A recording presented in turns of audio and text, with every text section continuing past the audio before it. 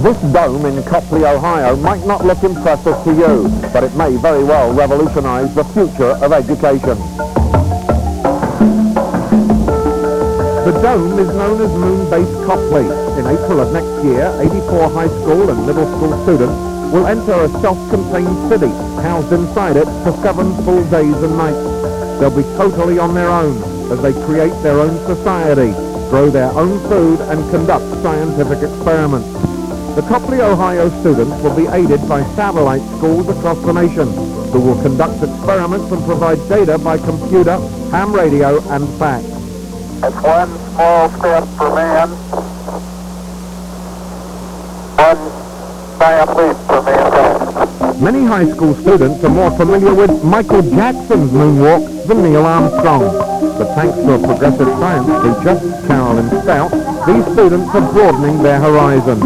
It's exciting to watch students in real-life situations. A lot of times they're in a class and they believe that what's in the textbook doesn't apply when they go outside the classroom. This allows them to actually see science at work, and they're excited about that.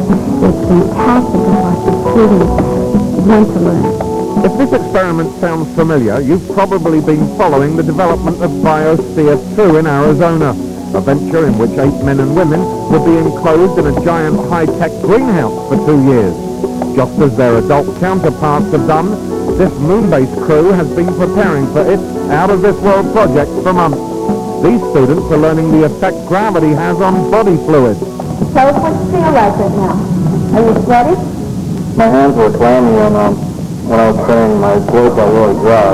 Moonbase Copley will consist of one 50-foot geodesic dome connected to 8 25-foot offshoot pods. At its core will be the Government and Communications Center.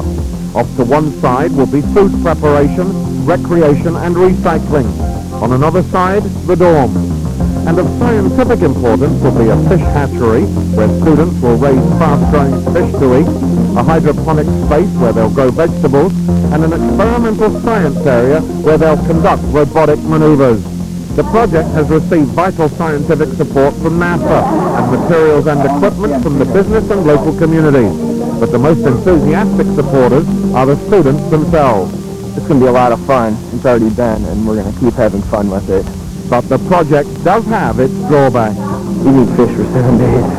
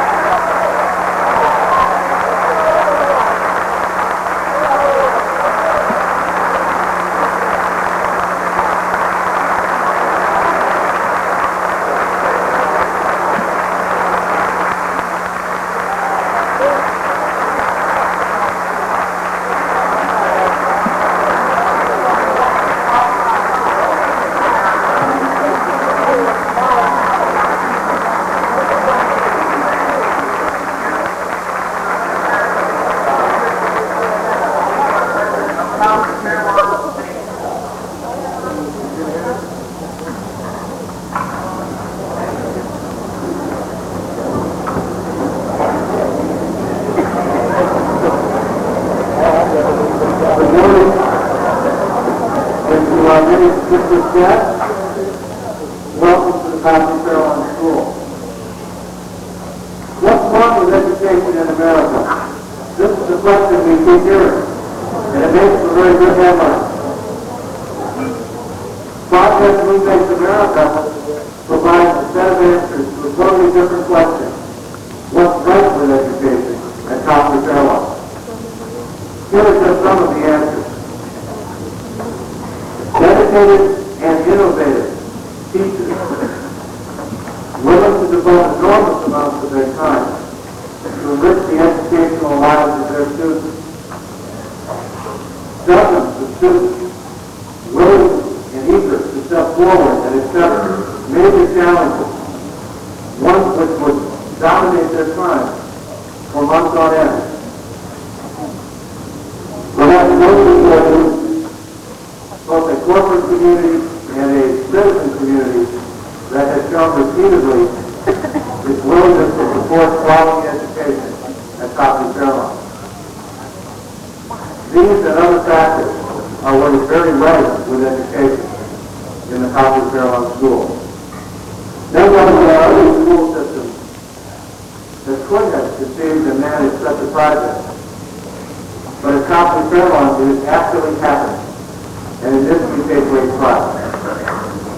On behalf of the Board of Education and the entire community, I'm pleased to offer congratulations and best wishes to the crew and the staff for a most successful and rewarding week at Moonbase. Thank you.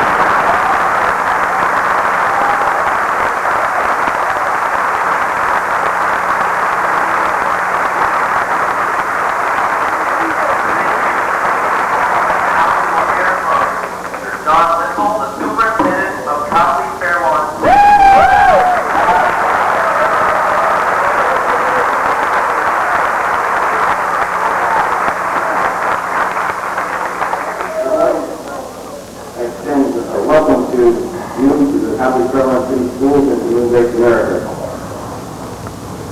If this is still in Field of Dreams, when she said build it, and they would come, and they came. And they came. And they came. If you were here last evening, you would have seen a significant number of people from Summit and surrounding counties coming to Copley Fairlawn City Schools to see a unique educational program, second to none nationally. And I certainly concur with Mr. Levine's comments regarding what's right in education. This is it. Quality young people, dedicated teachers and staff, and a very, very supportive community. And I want to just emphasize over and over again the support the community has given us on this project. Mom and Dad, the dog, cut, Outerdale, dog, cut, Outerdale. We shovel sand, we try to get people where they are supposed to be and help in so many ways, and we appreciate it so much. To the students, you're absolutely outstanding. The student body as a whole, we couldn't ask more for the support of these people. And obviously the participants, this is a once-in-a-lifetime opportunity. Estimates last night were proud of between 5,000 and 10,000 people were here to see the Moonbase. Again, as I talked about the community, our Copley Police Department, Township trustees, as well as the City of Fairlawn officials have been very, very supportive and addressing our needs and assisting is just tremendous. Professional staff couldn't be any better. The quality and the intensity, we couldn't ask any more. I spoke to the students this morning at their breakfast. And I challenged them for their upcoming stay in Moonbase America. I asked them to make a difference in someone else's life during their stay. And I think they accepted that challenge. There will be lonely times. There will be times when someone maybe you don't know needs a friend, needs someone to talk to, someone to bounce off of, someone to have a little support. And every one of you will need some time like that. And every one of you will need to give. And they accepted that challenge, and I congratulate them and wish them well. Ralph Waldo Emerson stated in his poem about success that to laugh often and much, to win the respect of intelligent people and affection of children, to earn the appreciation of honest critics and to endure the betrayal of false friends, to appreciate duty, to find the best in others, to leave the world a bit better, whether by a healthy child, a garden patch, or a redeemed social condition. To know even one life has been easier because you have lived. This is because it's here. God bless you. Have a great week and welcome to our school.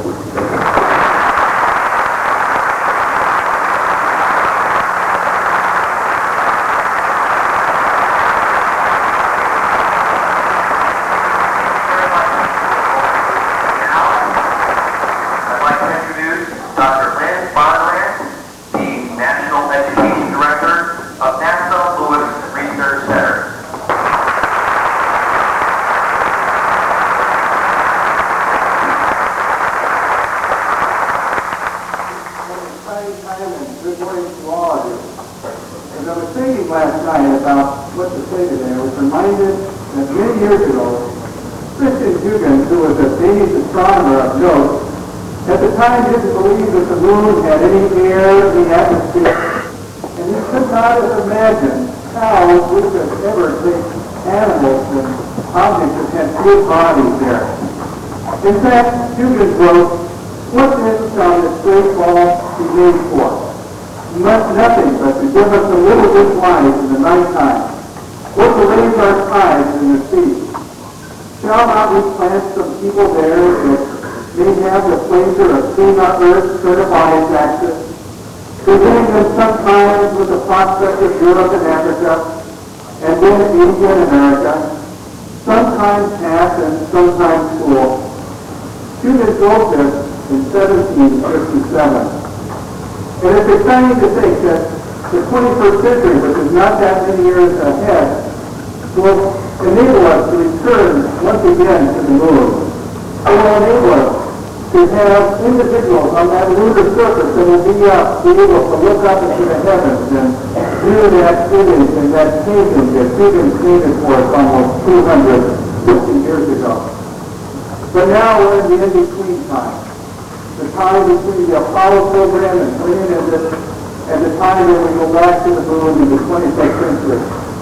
And the only way that we can go back to the moon at this time is through imagination and stimulation. And therefore, I'm very honored to be here on behalf of the National Lewis Research Center to congratulate all of you. Because what you're doing today will enable the citizens that are located near Copley and scattered across our country for a few moments to think about the moon once again, and in their thinking, be reminded of the importance it is for our nation to sail the oceans of space. You know, you think of the word Moonbase America, two exciting words. Moonbase denoting the future, and America, our great country. And what you're doing this next week is to combine both of those. And I guarantee you that the nation and the world will be watching. Last Friday, I had the great honor to participate in a live, interactive teleconference hosted at the National Lewis Research Center for the whole nation. And at that time, 7 of your fellow students that are part of the 84 members came to Lewis, as well as Mrs. Stone. I can tell you they did a remarkable job in highlighting what your project is all about. And it gives me great pleasure, and I don't know where Carolyn is at, but before I get away today, I will make sure that she has a copy of the Moonbase America video conference that you can play and look at, and just rejoice in the fact that all that you have accomplished. Massive successes, great success, and we look forward to working with you in the years ahead. Thank you all very, very much.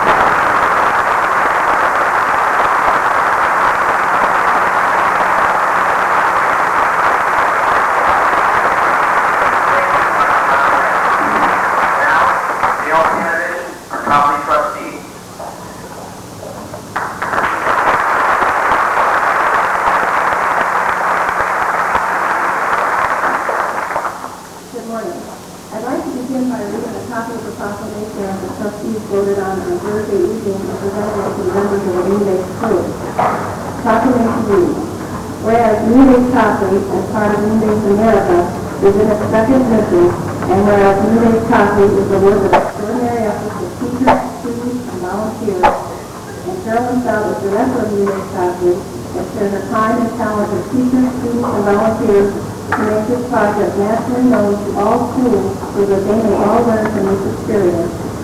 Therefore, be it resolved that the Copley Township Board of Trustees honor the Moonbase Copley team, which is comprised of teachers, students, and volunteers, at the Sunday meet of April 15th at the Moonbase America Week in Copley Township. Be it further resolved that the Copley Township Board of Trustees order the Moonbase flag to be flown in the township property from April 15th until touchdown. The Board of Trustees wishes all aboard a safe and successful journey. My family and my friends asked me what I was going to say today, and I told them that I didn't know. But this last week, I had an opportunity to be up here working with the students and the parents and the volunteers. And while I was here, I I had a chance over here to command controllers and the government officers making plans for the operation of the Moonbase government. After years when a group of people get together, they couldn't agree on all things. It made me think of something that I had read in a book that I received as a gift in January. It's a book by Robert Fuller, and I'd like to read some ideas to you on how we can make things work. It's called All I Really Needed to Know I Learned in Kindergarten. Most of what I really need to know about how to live and what to do and how to do it I learned in kindergarten. Wisdom is not at the top of the graduate school mountain, but there in the sand pile. These are the things that I learned. Share everything, play fair, don't hit people, put things back where you found them, clean up your own mess, don't say things that aren't yours, say you're sorry when you hurt somebody, wash your hands before you leave. Wash. No cookies and cold milk are good for you. Live a balanced life. Learn some, and think some, and draw, and paint, and sing and dance, and play and work every day with fun. Take a nap every afternoon. You go out into the world, watch out for traffic, hold hands, and stick together. Be aware of wonder. I couldn't help but remember a paragraph that Robert Fuller had written in his book. It said that everything you need to know was there somewhere in those things you learned in kindergarten. The golden rule, love, and basic sanitation. Economics and politics and equality and sane living with it. Take any one of these items and put it into sophisticated adult terms and apply it to your family, your life, or your work, or your government, and your world, and it holds true and clear and firm. Think what a better world it would be. The whole world. If everyone had cookies and milk every day, and at 3 o'clock every afternoon, they lay down with their blankets and took a nap. Or if all the governments had a basic policy to always put things back where they found them and to clean up their own messes. And it's still true, no matter how old you are, when you go out into the world, it's best to hold hands and stick together. I'd like to thank the Moonbase crew for allowing us all to have a chance to be here at women.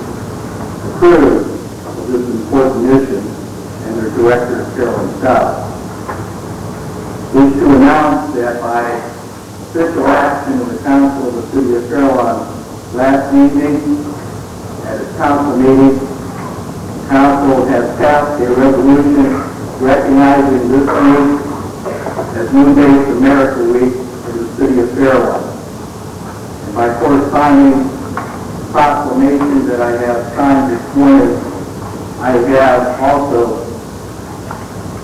added that official proclamation of Moonbase America in the city of Fairlawn. In addition, I wish to announce that on Saturday, April the 20th, we will officially be claiming in the city of Fairlawn a tribute to your director, Fairlawn Scout Day in the city of Fairlawn.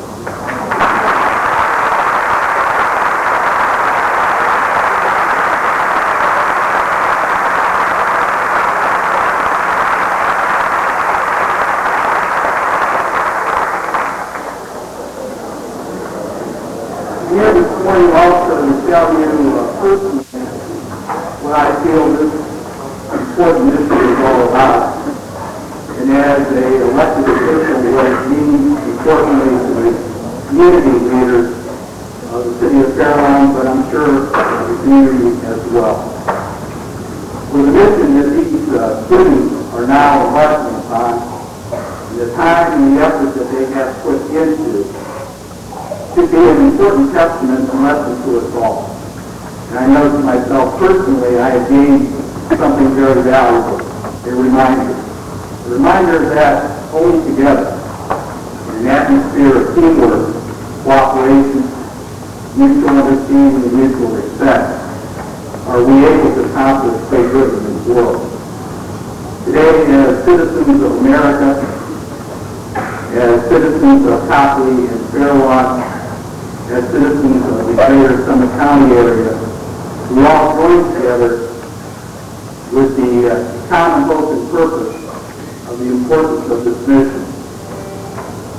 We warmly wish good success to the crew and convey to them that this important lesson that has brought them to this level today, with the help of adults, with teamwork of the people that stand shoulder and shoulder with them today, will carry them through this mission to make this mission not only successful in the days that it is scheduled for, but will be remembered in the history of our community as a day that brought our communities closer together and inspired the elected officials and community leaders to work closer in years ahead for the benefit of us all. Congratulations and good wishes to you on this important mission. Thank you.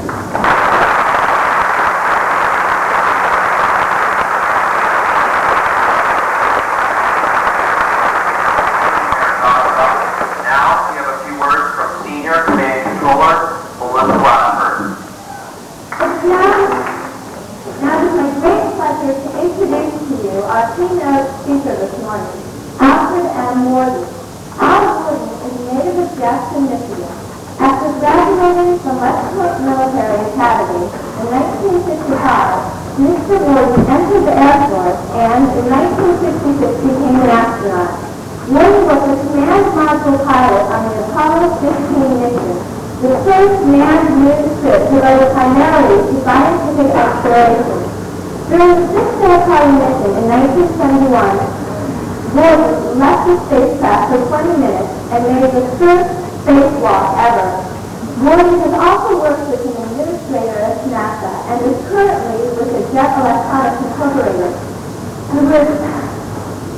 Dr. William, we would now all like to welcome you to Copley High School and thank you for contributing to the excitement of our Moonbase America.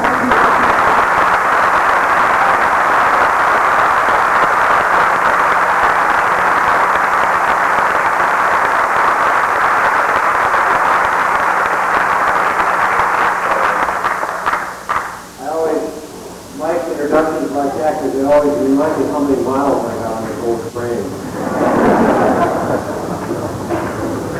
I guess you could say I'm one of the fortunate few who have gone our duties done before. Very fortunate to have been a part of the U.S. Manned Space Program.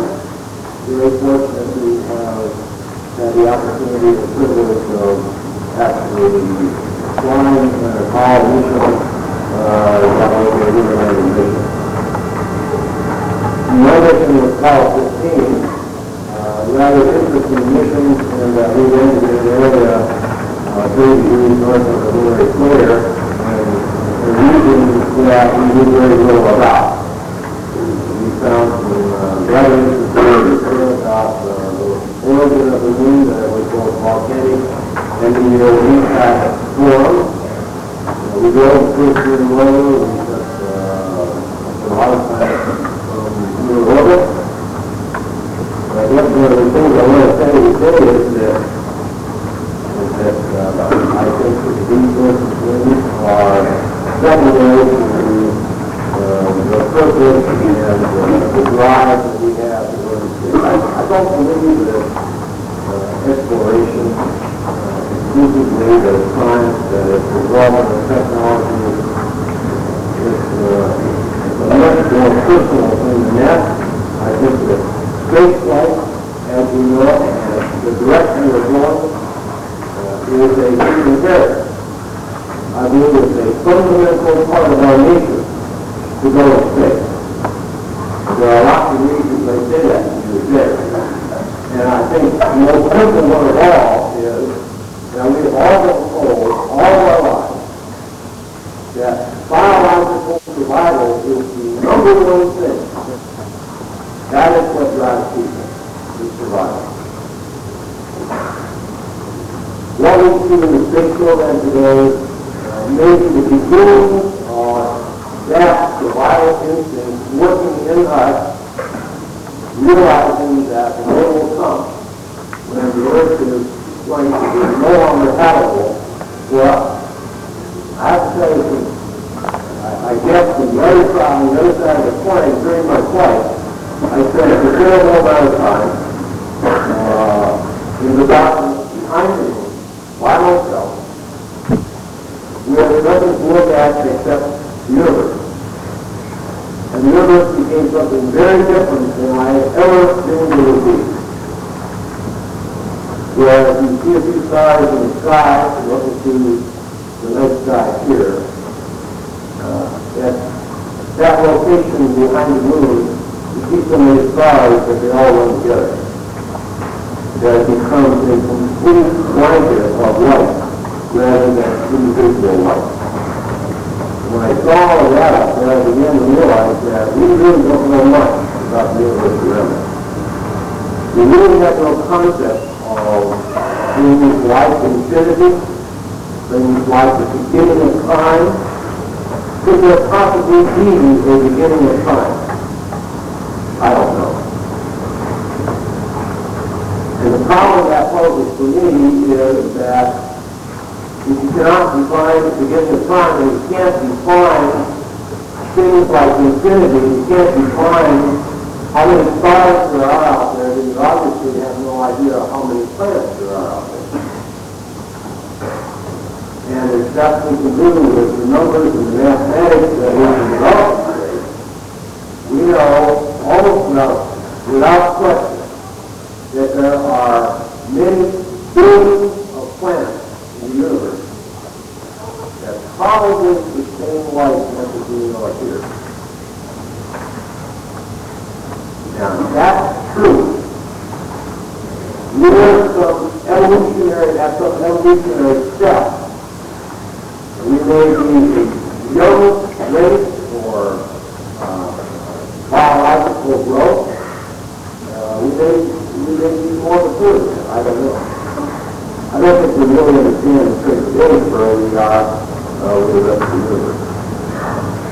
I had a very understanding feeling during my flight that it was like being a poet.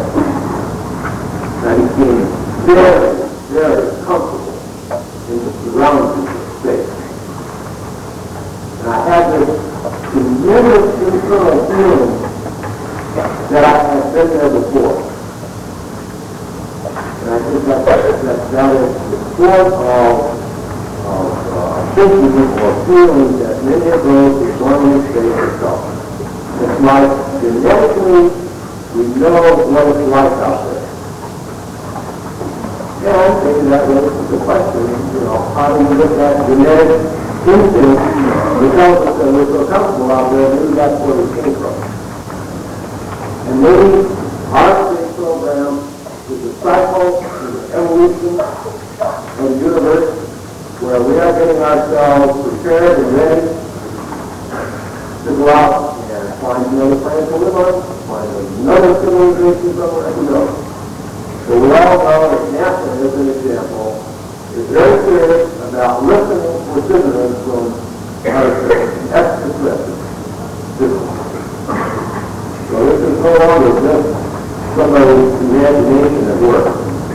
But there is a tremendous amount of thought, analysis, and philosophy, and science, and technology that are coming together and beginning to say there is other intelligent life out there, and it's up to us to either listen for or go find it.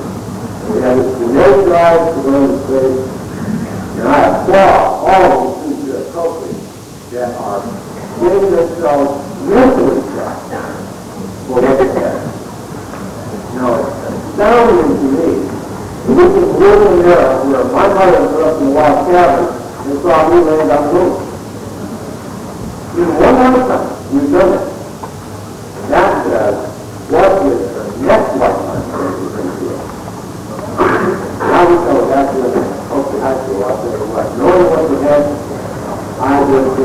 I would do anything to be back here, going into Moonbase America, these students from the high school.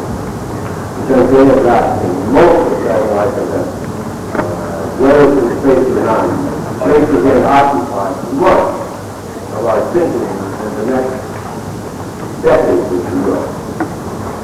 Now, I won't speak long, wrangle a lot of things, but I want to leave you a thought. I wrote a thing after my flight that sort of sums up why we made space flight, and I'd like to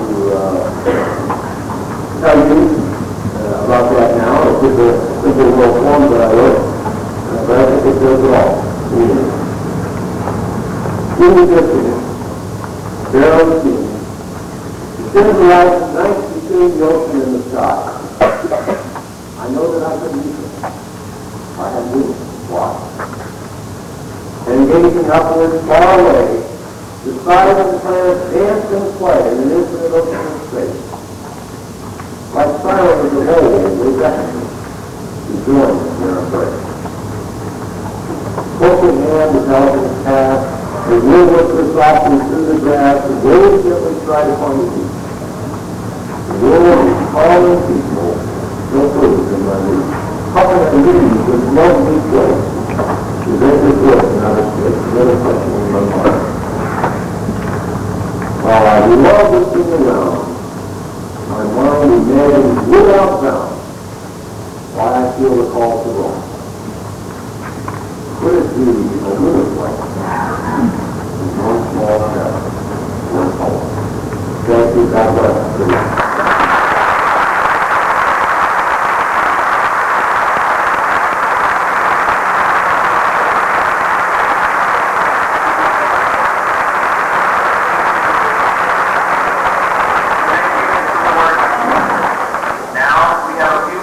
Moonbase America, from the administrative head of NASA, Admiral Truly. Real pleasure this morning to wish each and every one of you that are about to start out on your adventure of Moonbase America. Bon voyage and a wish for a good mission and a good time. You know, it was over 20 years ago that America first landed its astronauts on the moon. And recently, President Bush announced that we in America are going to be going back to the moon again, and this time to stay, and further onto the planet Mars. He made that announcement on the steps of the Air Space Museum with Neil Armstrong, Buzz Aldrin, and Mike Collins, the first to go to the moon, at his side.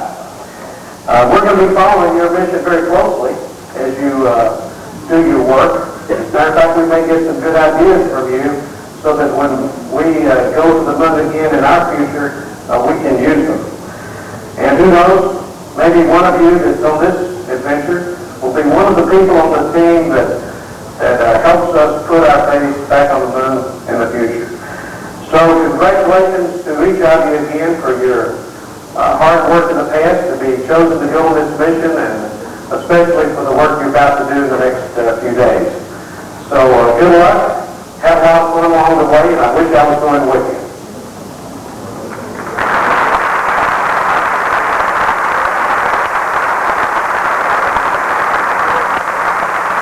Now for project overview, Senior Press Officer Craig Bowman.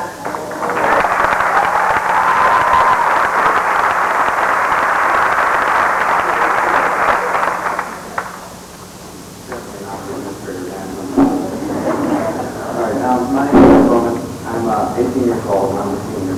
I'm a press officer in Moonbase. And for the past 8 months, I've tried very hard to tell as many people, hundreds of people, in as few words as possible what Moonbase is. In a nutshell, what it boils down to is Moonbase is a national education project where they force students to live for 7 days and simulated Moonbase that they created. Now, this is the this on the moon. This Moonbase will be fully independent, will be sectioned around here in the form of command center behind me. 96 students in Copley participate in Moonbase. 82 will live inside Moonbase. In addition to 2 Central Howard students who will specialize in medical accounting. Now, all these students will have to live, to eat, sleep, and work together 7 days, I'll keep busy. And I know there's a lot of you guys are snickering, but it's going to work. As a structure, Moonbase is a system of 9 geodesic zones, each assigned a particular purpose. The large city parameter zone houses the main computers and communications equipment. It also components of government designed by computers for use during simulation. The other 8 23-foot zones are identical in size and shape, and are each used for a different purpose. 6 of these zones will have one of the following: the fish factory, the hydroponics lab, the research lab, the group preparation group, the energy waste management group, the commentary and recreation facility. The final two zones will be for separate male and female dorms. Okay. I could go on and on and on, and I think the staff will want me talking to you longer than the fine politicians we had to come in and say some of that. What I really want to do is kind of wrap it up and saying that my strong personal belief that Moonbase is created to create a premature burnout with students and parents and teachers.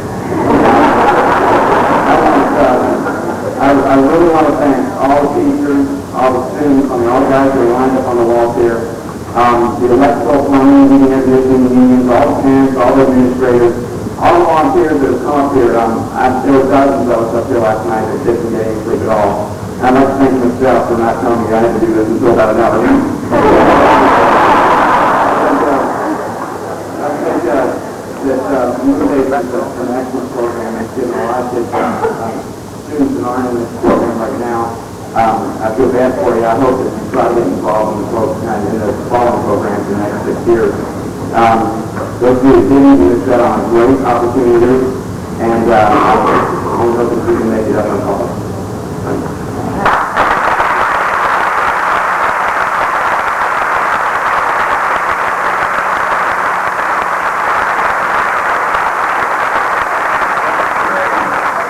Now singing the Moonbase American anthem. Copies 10-4 and Color Control.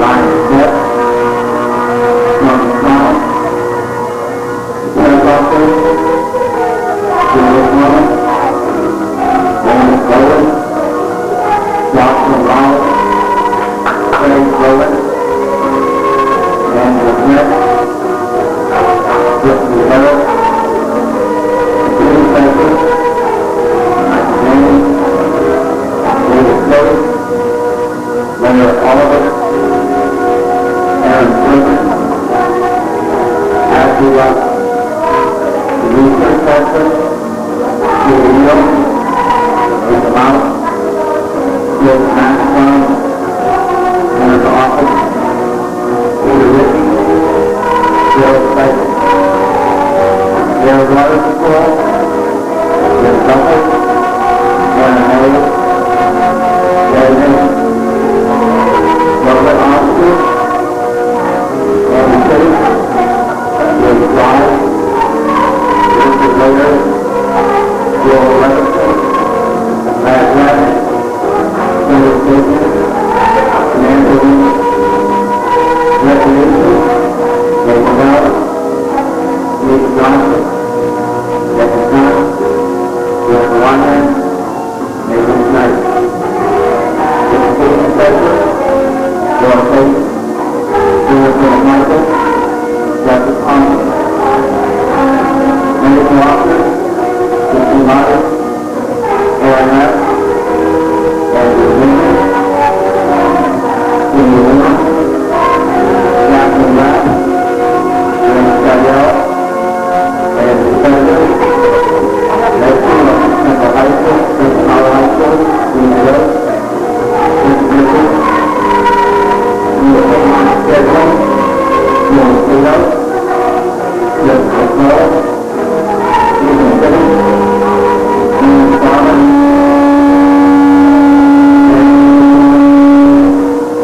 I look at that, Jeffrey Cooper, Chad Thomas, Mark Blue, Nathan Transportation, Andy Woman, Robert Correll, Janet O'Brien.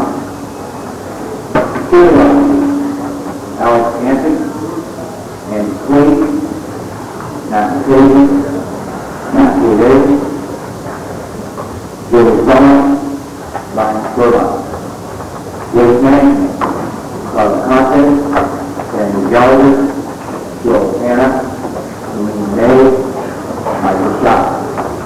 His happy crew. There's Beth, Nathan Aaron, Eric Silver, Jason Swanson, Edward Seidel, Alana Violet, Jennifer Willow, Hydroponics crew, Darcy Brandon, Lisa Chee, Jennifer Cleveland, Andy Gordon, Ashley Kareem, Tucker Wall, Jim Rush, Seth Weintraub.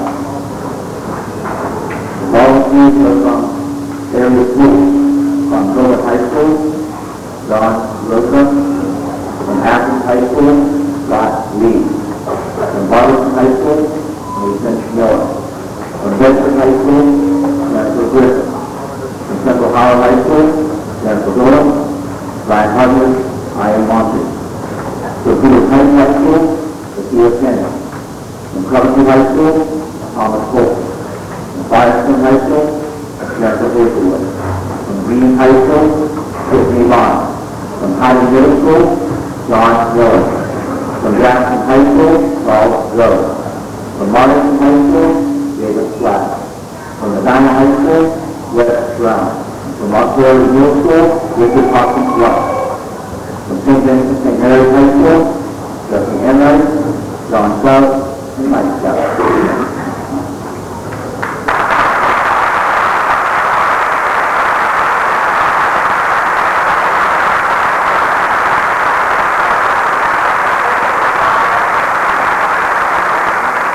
Much for coming. Good luck with Moonbase America, and you're dismissed to your fourth period class. Thank you very much.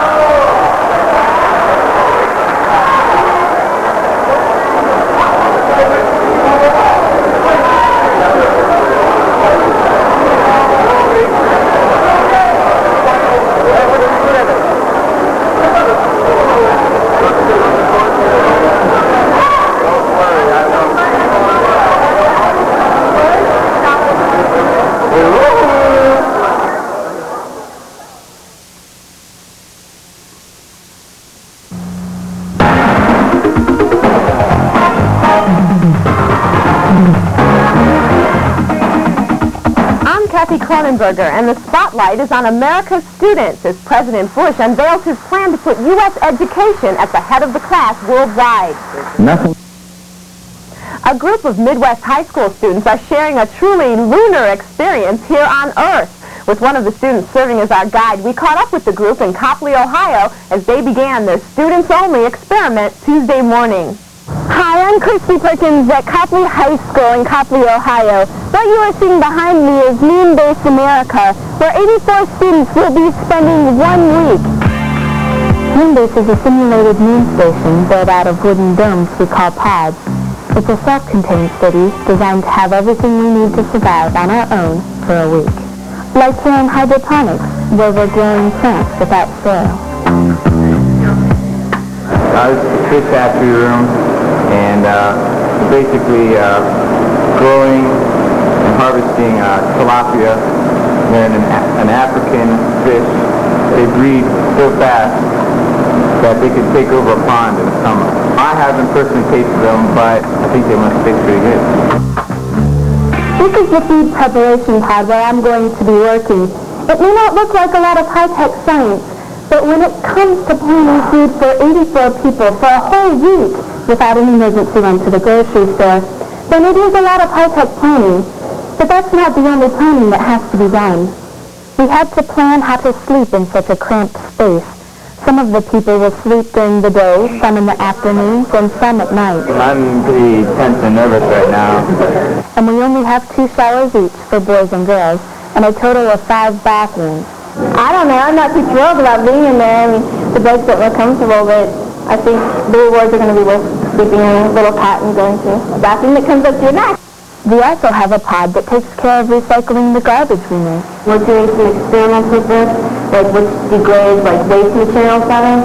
Nobody can escape the things they left on Earth.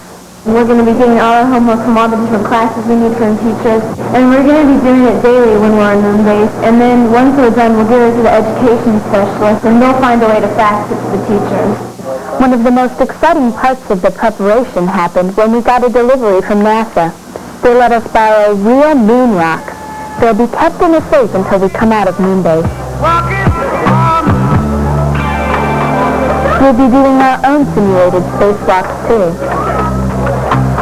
The suits were made to us by Cornell University. They're specially designed to be like the spacesuits.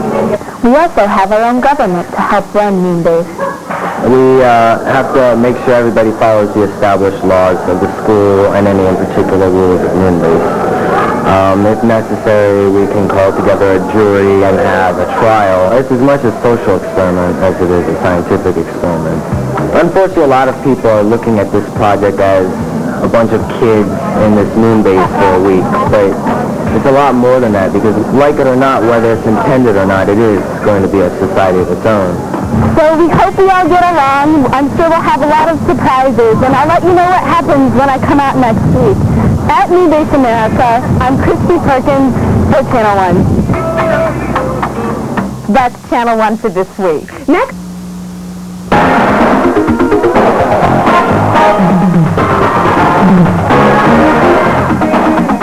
I'm Michelle Louise. Leading the news, Iraqi President Saddam Hussein reportedly has agreed in principle to grant some degree of autonomy or self-rule to his nation's Kurdish population. You may recall a report last week from Copley, Ohio, a report on the 84 students who, along with a tank full of tilapia fish, began a week-long stay in a simulated moon base. Well, the lunar living experiment is over, and Hicks has more on how it turned out for all concerned.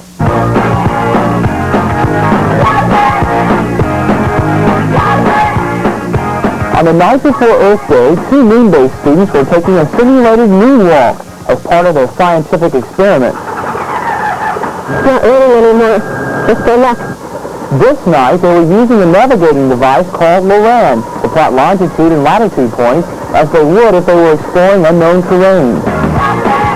Inside the Moonbase, this robotic arm was being used for other experiments. They take rocks that are like the ones found on the moon. They're from Arizona and do mineral content research on fine work in them. It was a tiring week because of all the work and the challenge of learning to live together. this is definitely a growing experience. After a week, it was time to re-enter the Earth's atmosphere and reflect about lunar life. It was amazing. Everything, we had no concept of night or day. It was like all one big day. It's real good on that.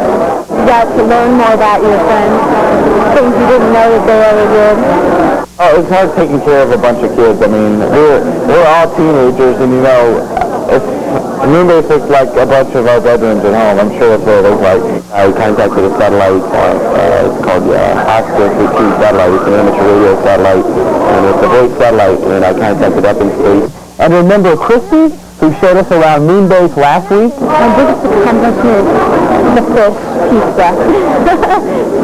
People really liked it. They didn't know that it was fish that we put on the pizza. It was a lot of fun being in there. It was unique. It was an experience I will never forget.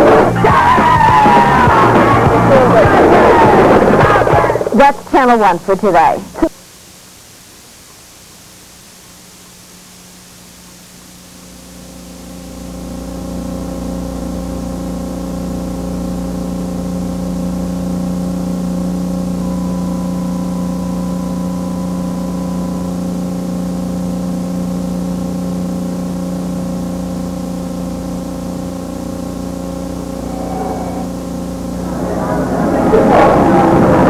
Hi, my name is Craig Bowman. I'm a senior at Copley High School, and I'm a press officer for Moonbase America. As you all know, as of 10 o'clock Eastern Time this morning, we had our opening ceremony for Moonbase America this morning. As the 17 other satellite schools, you will all be participating in this teleconference we had today. You're the key to the success of this teleconference, so it's very important that you use the 800 number you have and call in and ask any questions you have about the experiment. We have 84 Copley High School students, shall we not say, locked in the Moonbase this morning for 7 days. They'll be living together, eating, sleeping, drinking, working together for the next 7 days without adult supervision. This today is Heather Paulson. She is a freshman from Copley High School, and she'll be speaking about the student aspect of the project. After the students completed a rigorous application, they were selected and then broken up into individual specialty areas. The students have specialty areas such as medical officers, press officers, research, any possible area that would be encompassed in an enclosed environment. After that, the students meet each day in a class for 45 minutes, where the first semester they learned about each individual area and had an overview of all the areas.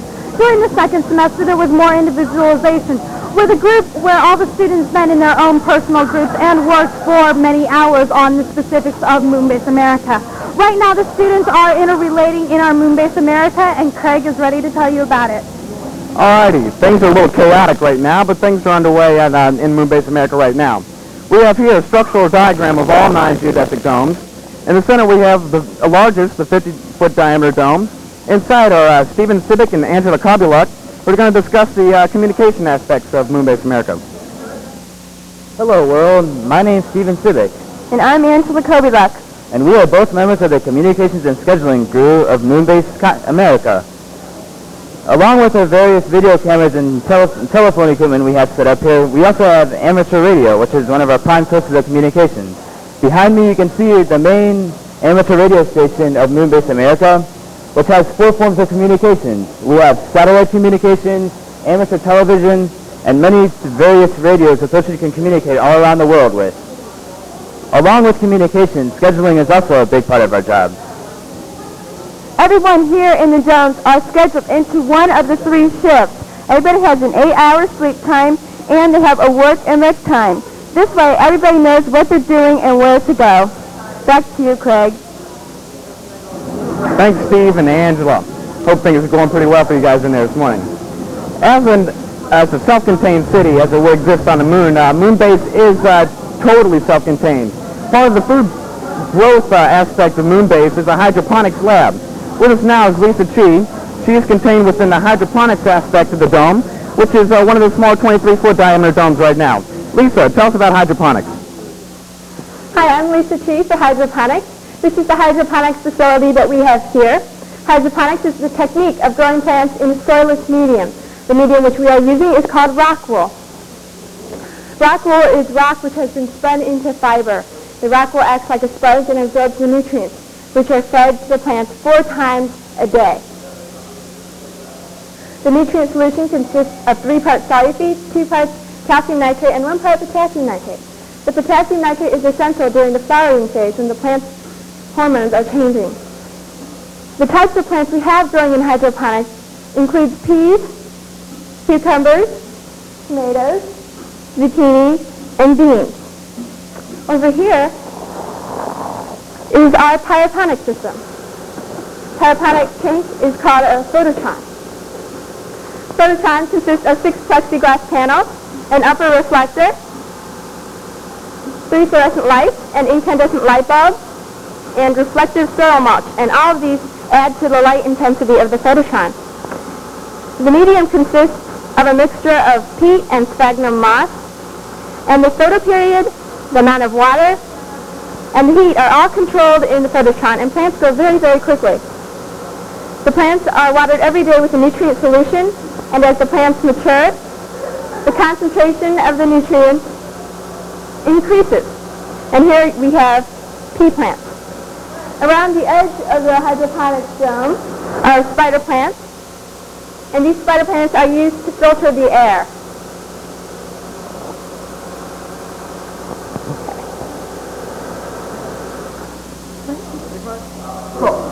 Thanks, Lisa, for that thorough introduction to the hydroponics lab.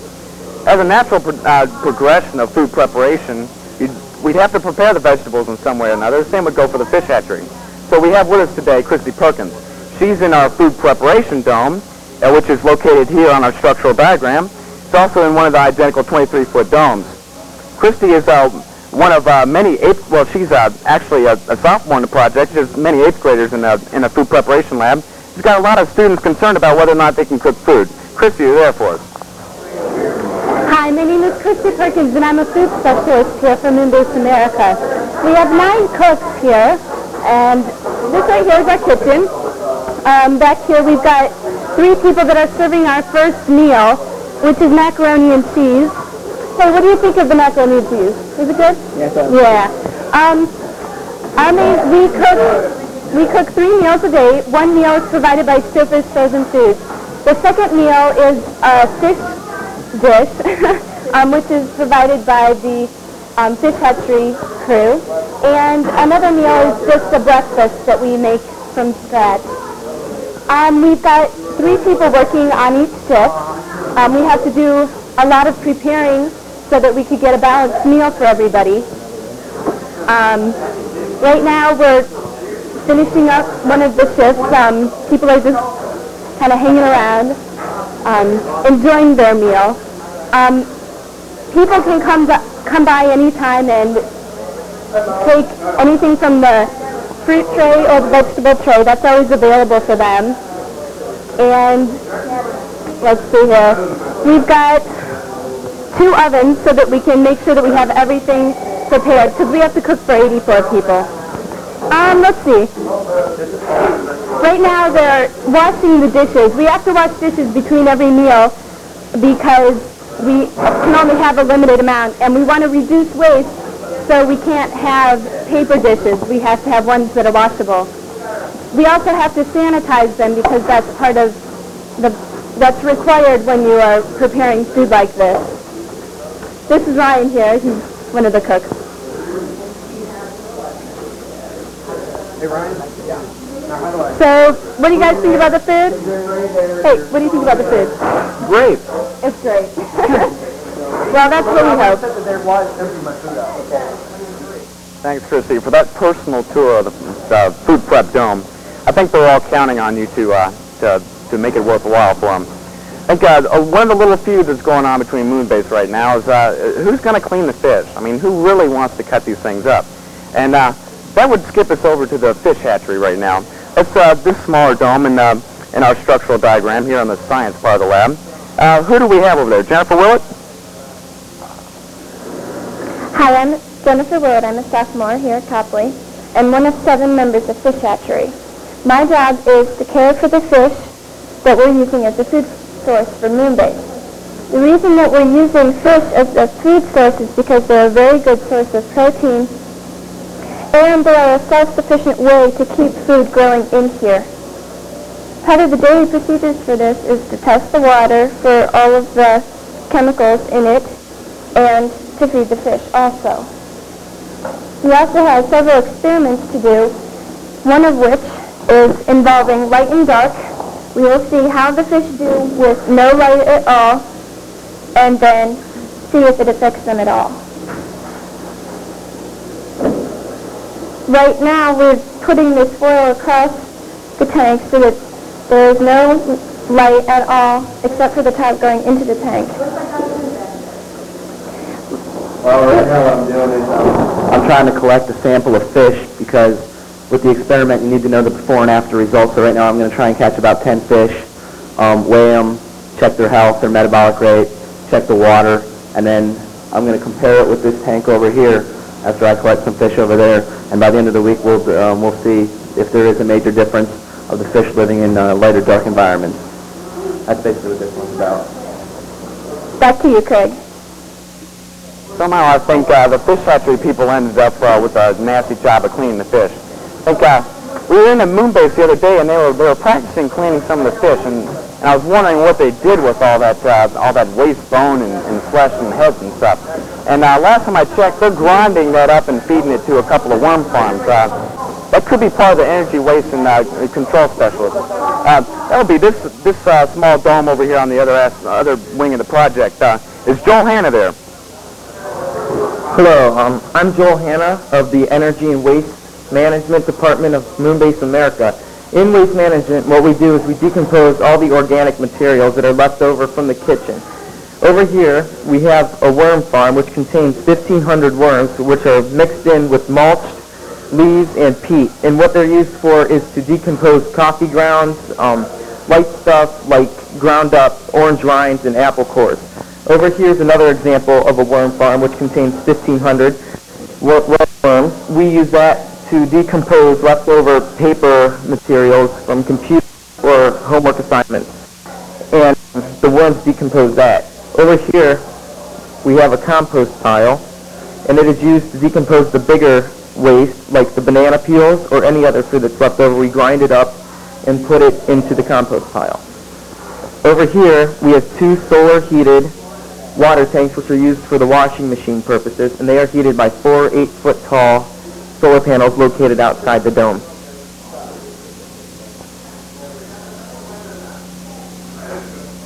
All right, last time I checked, we had space science next in line here.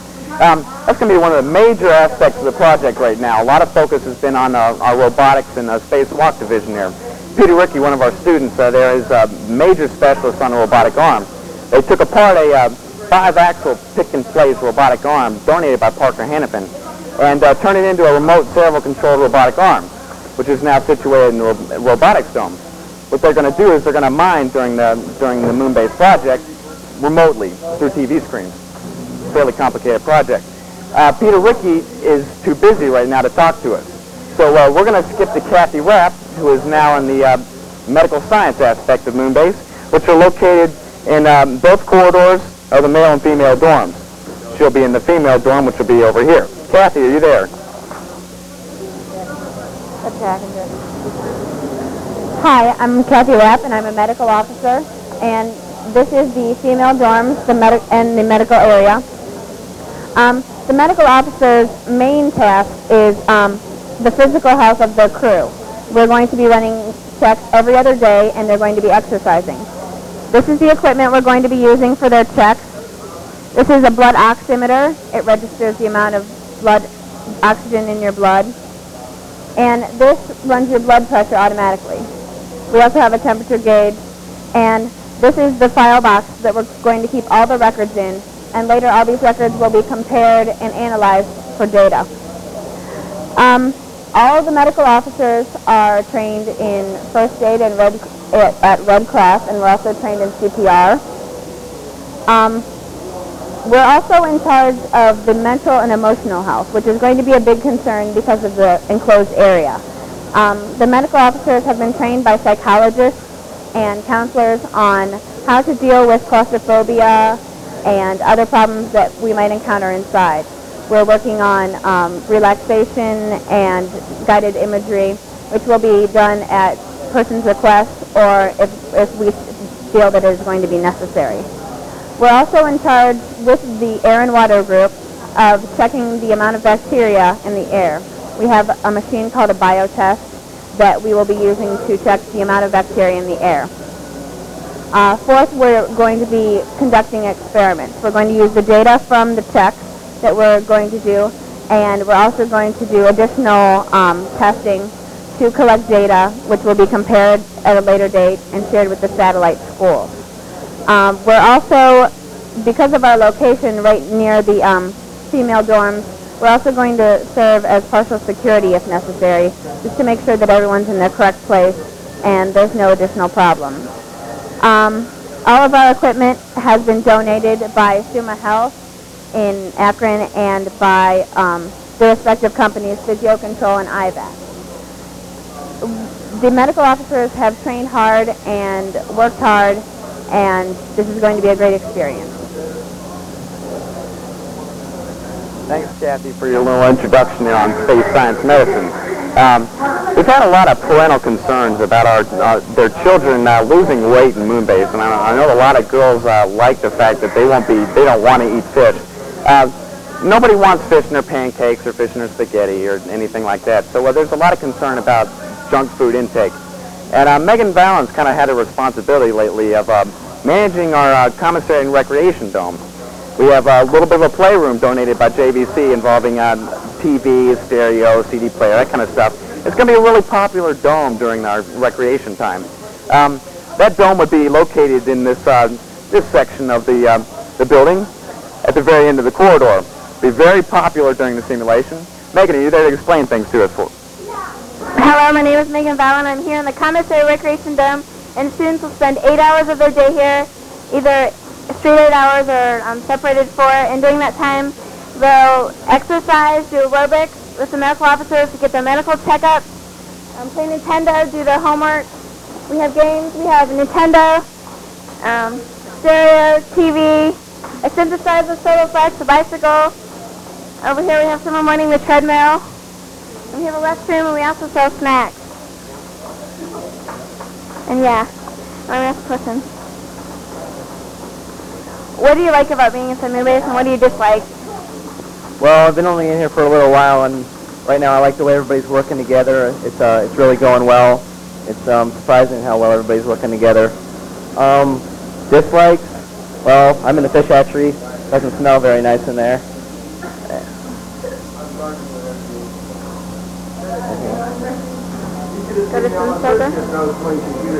Okay, and over here we have Becky playing the synthesizer. If she can hear us. Yes, I can hear you. What are you playing? Nothing in particular.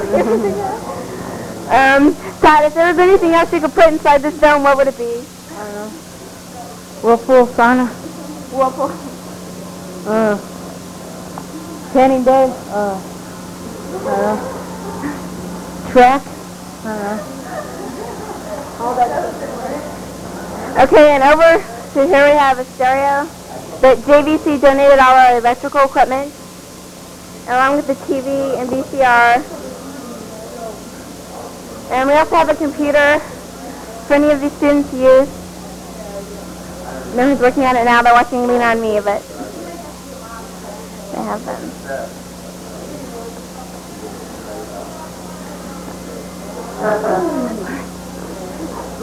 Thank you, Megan, for that impromptu tour of our commissary and recreation dome. We have a little commotion going on behind us. It seems that we have a few callers coming in. Heather, did you have any phone calls coming in here? I have a caller on the line from California, and the caller is Jennifer from Eugene, and she wants to know how are the students going to survive during the week? Good question, good question.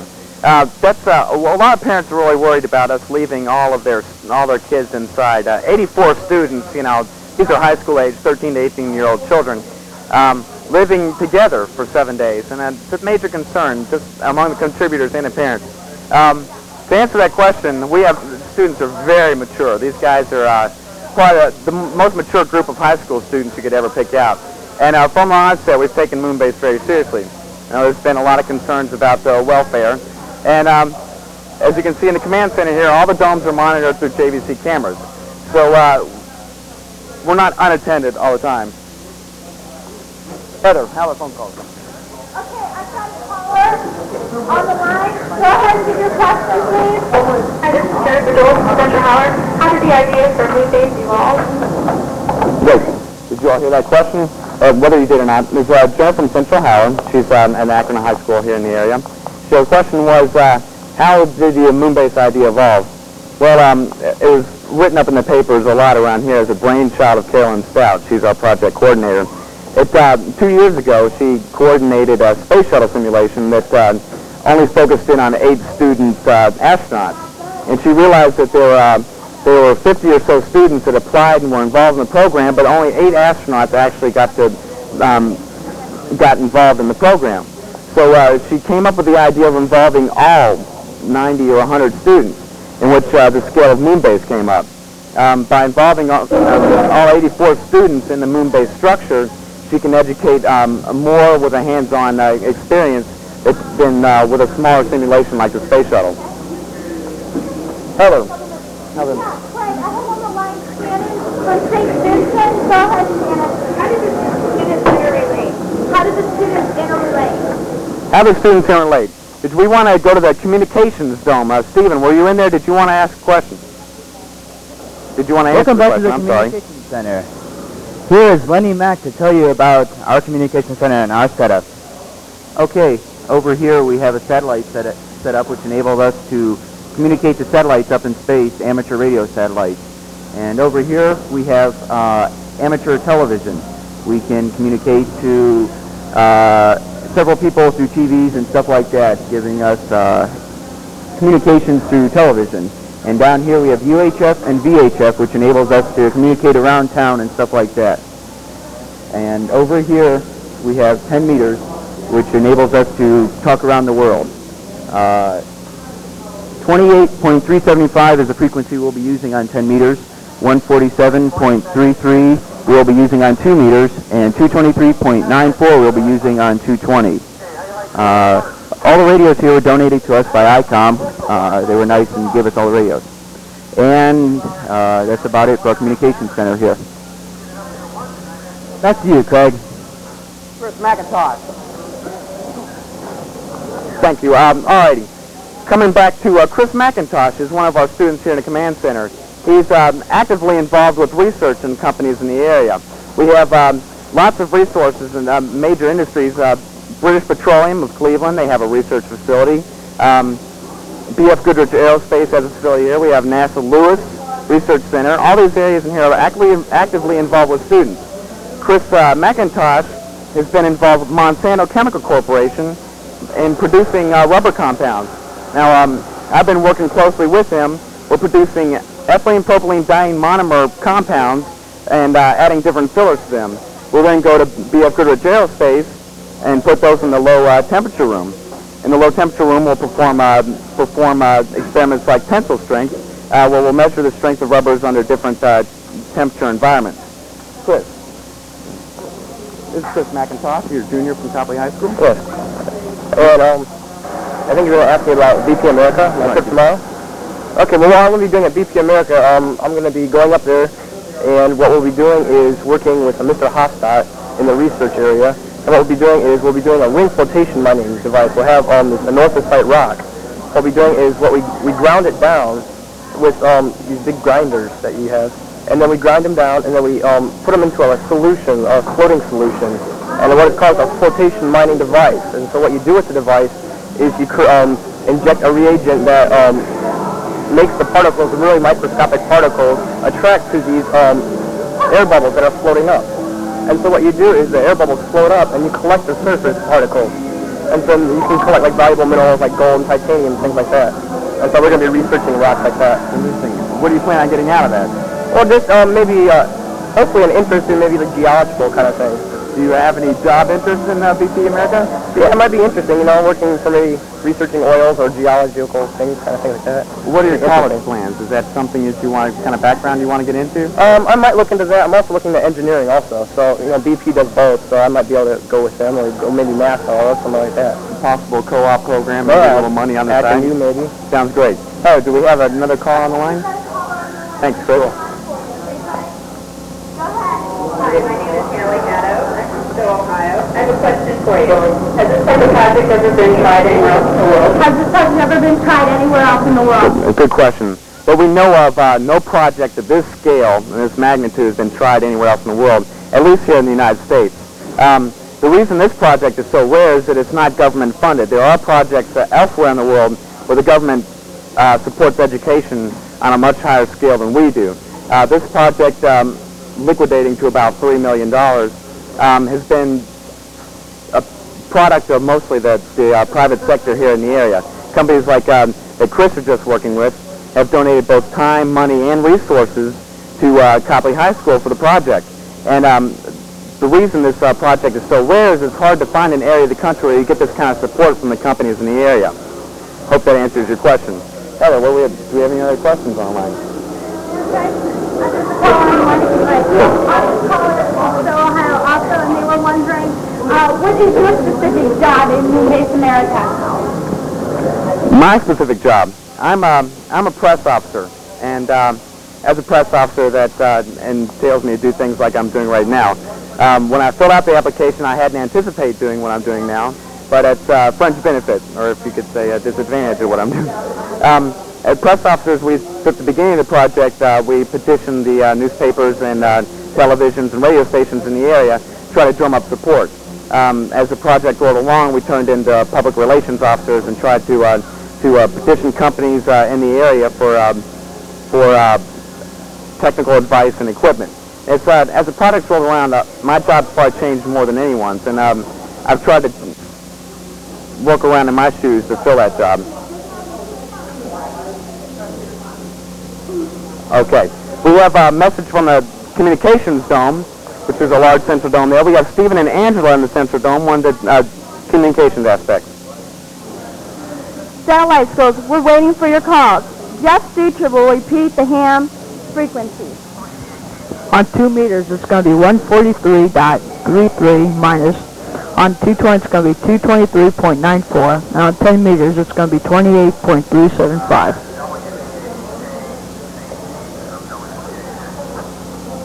We'd like to encourage you again to use the 800 number you have in your teacher possessions there with the satellite schools and call in. This is your opportunity to ask any questions involving your specific experimental areas. We'll be producing these things all week. These are teleconferences we'll be using all week as an opportunity to answer your questions. So feel free to call in and take advantage of us. This is what we're here for. Heather, how are we doing with the phone calls? I've got a caller on the line right now, Craig. Heather, I'm sorry, we're not going to have time for this call. Thank you. We'll be seeing you tomorrow, and please call in again.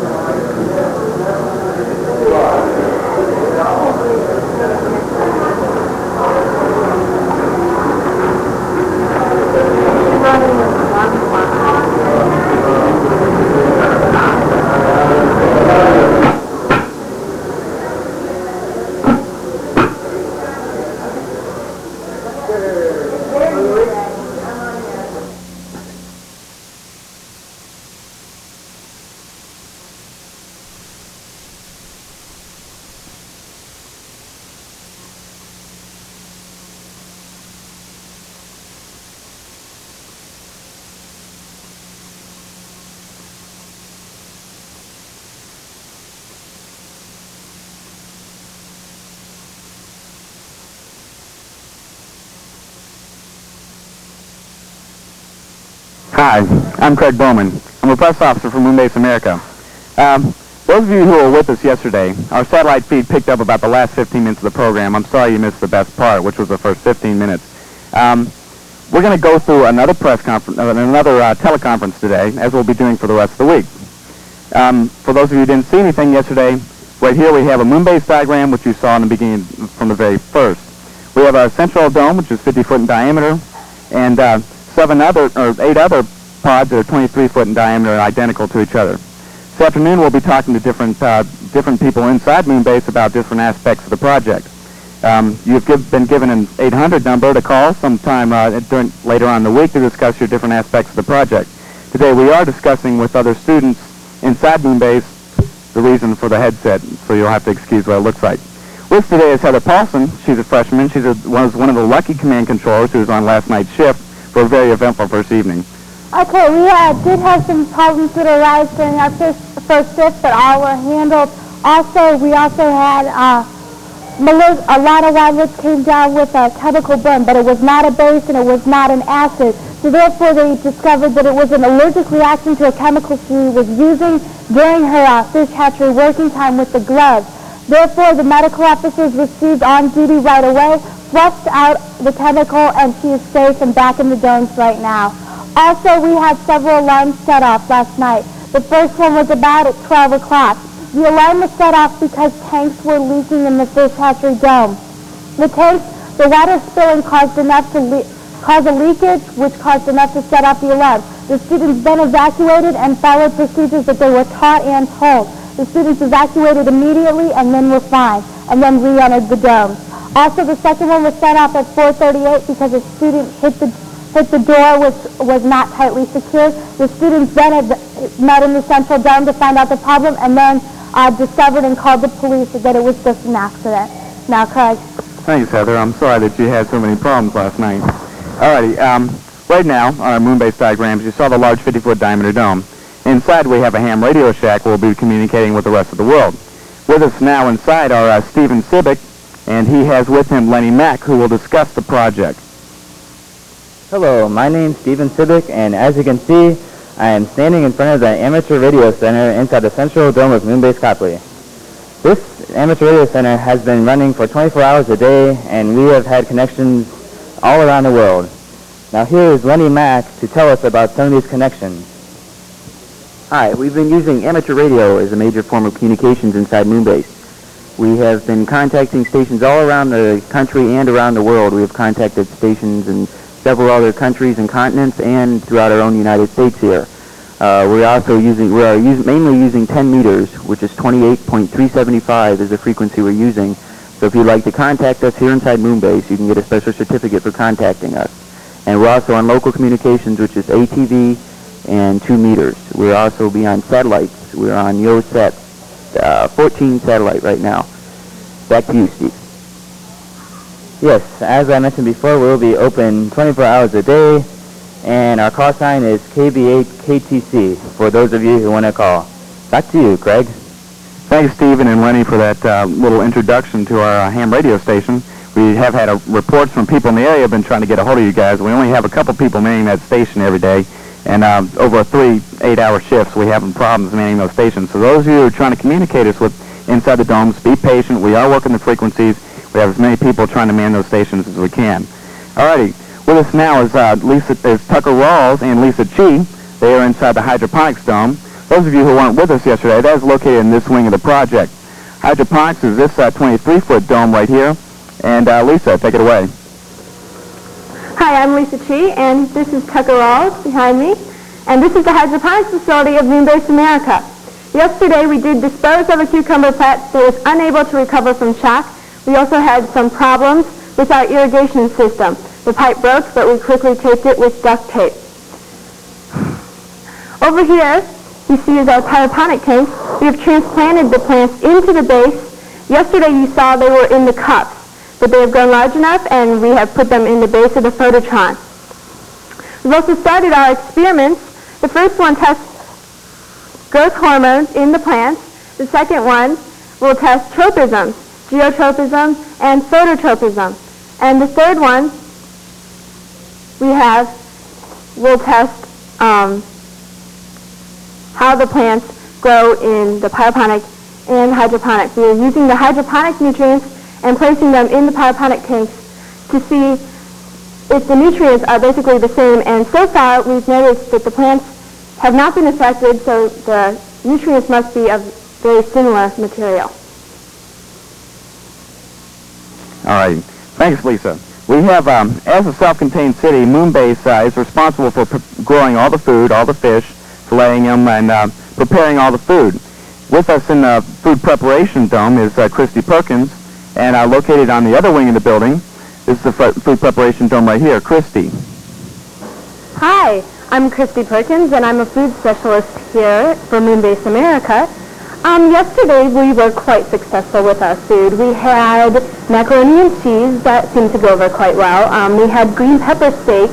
That was a surfer's meal, and people seemed to like that pretty well. And for breakfast we had scrambled eggs, and we had some potatoes, and that seemed to be pretty popular too. So I think we're doing a pretty good job over here. Why don't we ask these girls who are having some food over here, what do you think of their food? Great. It's great? What do you think? Great. I love the dip. All right.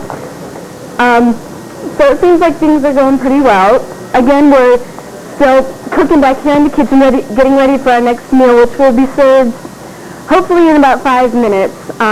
Today we're going to be having chicken and noodles, and that's another surfer's meal. Hopefully soon we'll be having some fish. If things go okay, we'll be having maybe baked fish. But if not, we've got a lot of things to cover for that. Craig, back to you. All righty. Christy, thanks a lot for showing us the food dome there. Those of you who didn't get to see any of those projects yesterday, this is your first chance to see the inside of some of these domes. You'll be able to see those again later on in the week as we discuss different aspects of the project. Last night, Heather told you about some excitement we had inside the fish hatchery. With us today is Jennifer Willett. She's one of the fish hatchery specialists. She's going to explain to you what exactly happened last night and kind of outline the fish hatchery for you. That's located on opposite the hydroponics dome in the science wing of the building. Jennifer. Well, this is Ed Seidel, and right here is the fish hatchery, and I just want to outline a little bit of the excitement that happened last night. In this tank you see behind me, tank number 2, one of the fish was retrieved, and it had a fungus growing on it. After further investigation, we noticed that a couple of the other fish may have had other fungi growing on it, and so we decided to run some water tests, and we basically decided that the fish inside of this tank were not edible at this point in time. Other things that went on is we decided that the lettuce inside this tank should not be eaten either. And here's Jennifer Willett to describe what else happened last night. After the fish had been discovered like that, there was a student in this area who was doing some water testing, and in the process of testing had a chemical spill on her hand. Now, every time there's a chemical burn, any kind of chemical burn, the paramedics are required to come in, and when they came in, the alarm went off, which required everyone else to evacuate. The paramedics did take her to the hospital, and she is taken care of, so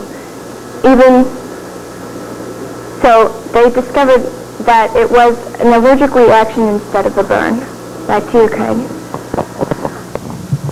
Thank you, guys. All right, with us now is Carol Steichen. She's one of the external walk students. They'll be, along with Peter Rickey, she'll be leaving, the only 2 students that are authorized to leave Moonbase during the simulation. They will be donning spacesuits put together by Cornell University. Now, these guys didn't get a chance to go out last night. We did have an electrical storm that they weren't allowed to go out in. So right now, Carol Steichen is going to discuss what they have planned for tonight. I'm Carol Steichen, and I'm a research specialist. Peter Rickey and I will be the 2 students performing the external walk. The suits were made for us by Cornell University, and the bottom layer consists of a cool suit. The cool suit consists of tubes which water flows through. On the back you can see that the pipes will be leading to our backpacks, which will contain IV bags which will pump the water through our suits and hopefully cool us. We haven't had a chance to see if it works yet though. The next layer is suits. These suits are made with material that will glow in the dark when light is shown on it. The front part up here contains an area where we can keep our computers. We also have several pockets where we can keep other things that we will be needing. You can see our boots are here on the ground, and our backpacks, which will contain the IV bags and the ice, and several other equipment that we'll be using.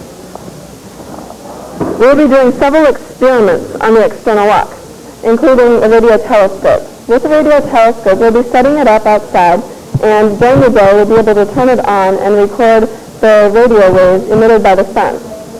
So next, we'll be using an optical telescope. The optical telescope will be used to observe several variable stars and other various things that will be notified after we have exited the dome. We'll also be gridding the parameters using a LORAN-C, which will be, it uses longitude and latitude to find out where exactly we are. Carol, could you hear me? Yeah. All right. How do you anticipate the weather being good enough to leave tonight?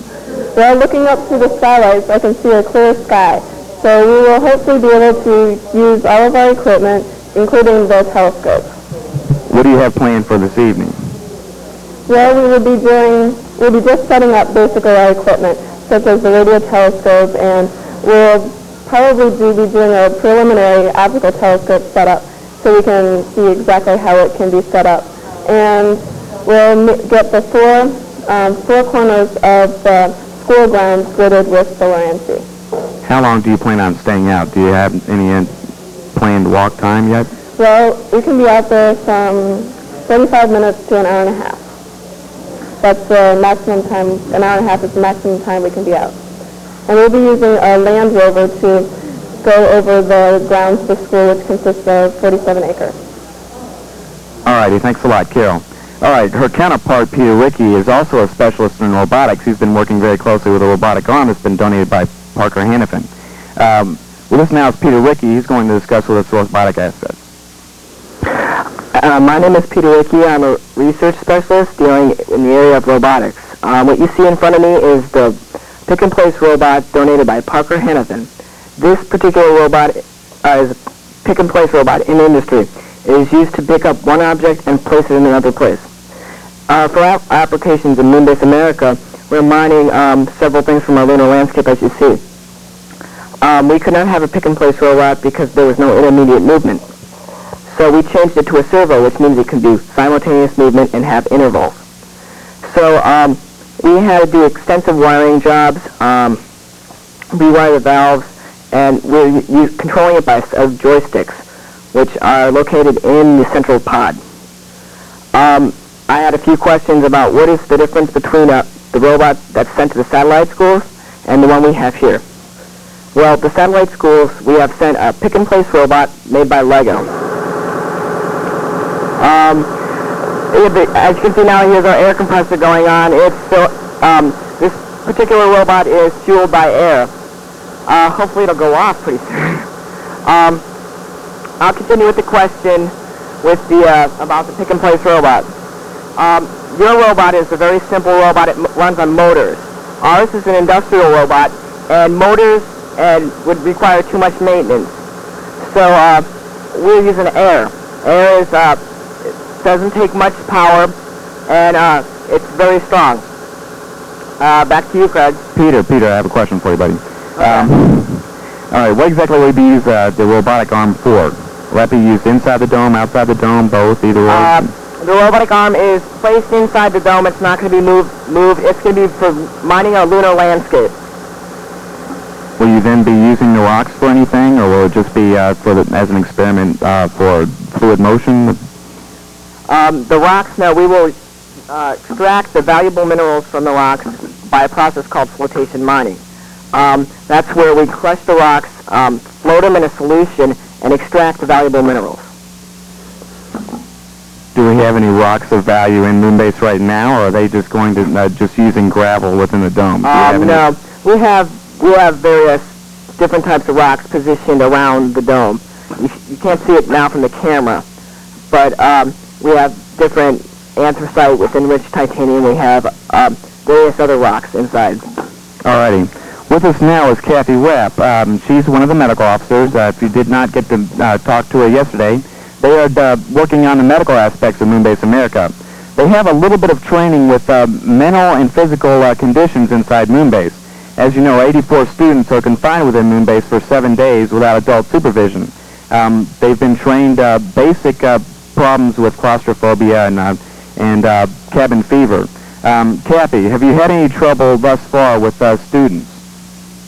We have Greg Seidel representing the medical officers, and no, we haven't had any problems yet. Basically, what we're doing for the psychological part is we don't expect to see any effects until about the 4th day, where we expect to see a lot of cabin fever, which is basically minor bickering among the students because of frustration and clothes, and they just feel antsy to get out and around. Basically, little psychologists come and talk to us about that, and they taught us a lot of relaxation and tension exercises, which generally relaxes the whole entire body for them. Also, the main factor we play is to listen to them. We need someone to listen. They lose their reasoning when they get angered and frustrated, and we try to reason with them and find an immediate bargain between the two people in conflict. And as for the actual physical part, our main thing is preparation. We have an ECG machine here, and then we have a blood pressure machine, oxygen saturation machine, and temperature, which is given every other day to the people, along with a past medical history of them. So we compare and contrast each of those, and if we suspect a problem, everyone will be notified about that. We're also trained in CPR and first aid. We got to the Red Cross, and if problems should occur, we will be there, and we'll take care of it quickly and effectively as we have proven. And back to you, Craig. Alrighty. With us now is Melissa Rochford. She's a command controller located here in the command center of Moonbase America. As a classroom, we've been creating a government for the past 8 months for use during Moonbase, and command controllers have taken an active part in that. Melissa, what do you plan to do to keep everybody happy during Moonbase? Well, actually, this is one of ground control's main endeavors throughout the week, to make things run as smoothly as possible in Moonbase for everyone who is up there. Right now it's a bit difficult because our communications have been very hectic and very frustrating on both sides. As soon as we smooth those over, that will be give everyone a peace of mind on both sides. Another problem lately has been the rain, and the Moonbase was not as airtight and waterproof as we had hoped, so that is also being dealt with. And though the girls' dorm is a little wet right now, we're putting up a lot of plastic, and from the outside the dome has been repaired. Another thing that has really helped, and I think will continue to help through the rest of the week, is regular meetings with the shifts of people between the government and everyone to basically discuss what's happening and kind of revise it, and it gives us a chance to relieve the stress in the situation and kind of just hang out, talk with each other. Great. Okay. Has anything been done so far? Interaction with the government officers inside? Has anything, any action been taken for problems that we've been having? Well, actually, nothing has really been established between the government and command controllers, between the ground control and Moonbase. Those separate meetings have occurred several times. I know we've already had 4 on the ground control with our shifts to make our communications more cohesive here with Moonbase. And also because of their difficulties last night, they did meet several times to work those through so that no one was panicking and everyone went smoothly. Great. I think that'll be a very interesting part of the project over the next few days as we try to keep everybody from killing each other. Alrighty. We have with us Angela Kobuluk. She's part of the recreation group. She's going to discuss with us what's going on in the recreation dome. We've been monitoring that over the past day or so. Seems to be a very popular part of the project. Angela, are you there? Okay, Angela, we might be having problems with Angela. She'll try to get with us in a few minutes. We have with us right now is named Andy Sibick. He's one of the government officers within Moonbase. He's going to talk to us about what actions have been taken this past 12 hours or so with the problems. Andy, you there? I'm here, Craig. Well, as you all know, we did have a few problems, but to tell you the truth, I am very impressed with the way things were handled here up in Moonbase America.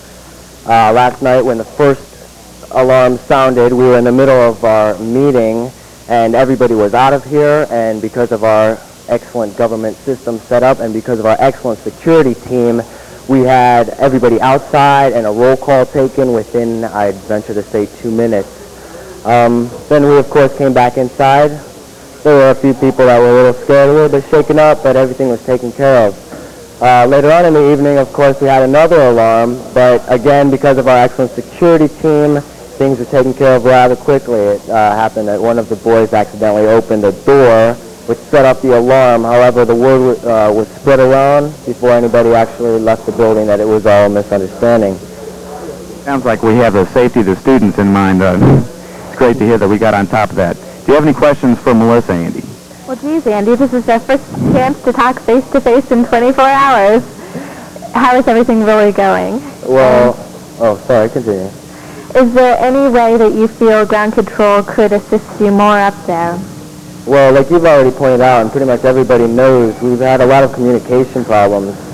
I think it's very beneficial for both of our groups that all of your transcripts of your meetings are sent to us, and as well, we will send our transcripts to you so that we know what we're doing. As for communication, it'll probably have to go through ham radio and through the computer. Other than that, we're holding the fort here, and I hope you're holding the fort so we'll have something to come to when we get home.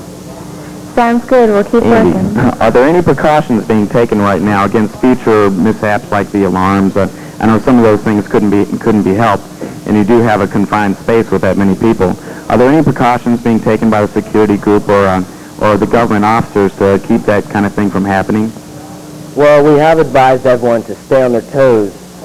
We did have the one practice run-through before we came into the simulation, and that was I believe that was a crucial factor as to why we got out and we had the roll call taken so quickly. I think actually the mishaps on their own are the best teachers for these people, because now we've realized that things are going to pop up unexpectedly, but I am totally confident that we can handle anything that comes. All righty. Thanks a lot, Andy. I really appreciate that. All right, we have with us now, we really have her now, Angela Copley. She's been a major part of the project right now, the very popular recreation dome, which has our nice stereo system, some exercise equipment, and a lot of junk food. So located on this wing of the project here is Angela Copley, and she's going to explain to us right now what's going on and why it's so popular. Hello, I'm Angela Copley, and with me is Tamika Johnson in the recreation room. Tamika, can you tell us what are some of the fun things that the students did to keep themselves occupied yesterday? Well, right now they're listening to the Doors, and that's one of the major entertainments right now. And as you can see in the background, they're playing Nintendo, and we have games over here in the corner that they can play, to keep themselves busy. And they can also do their homework during their rec time, to get it done so they can have it done during the week. And you can exercise if you want to, and also. Is everybody supposed to exercise, or is it a choice? Well, yeah, everybody has a certain exercise time they do, and they do it to a taste in here in the recreation dome. What about the special solar flex and the treadmill? Well, those, they can do that on their own. They don't have to do that for their exercise. Okay. Well, thank you. Back to you, Craig. All right, thanks a lot, Angela. I thought I heard a Nintendo going on in the background there. I don't think you guys are hurting as much as you say you are. All righty, we'd like to thank you very much for participating with us today. Later on in the week, we'll get you an angle on some of the other aspects of our project and keep you updated on what's going on, and hopefully there won't be any problems to let you on about in the next couple of days. And for Moonbase America, I'd like to say I'm Craig Bowman, and thanks for watching us.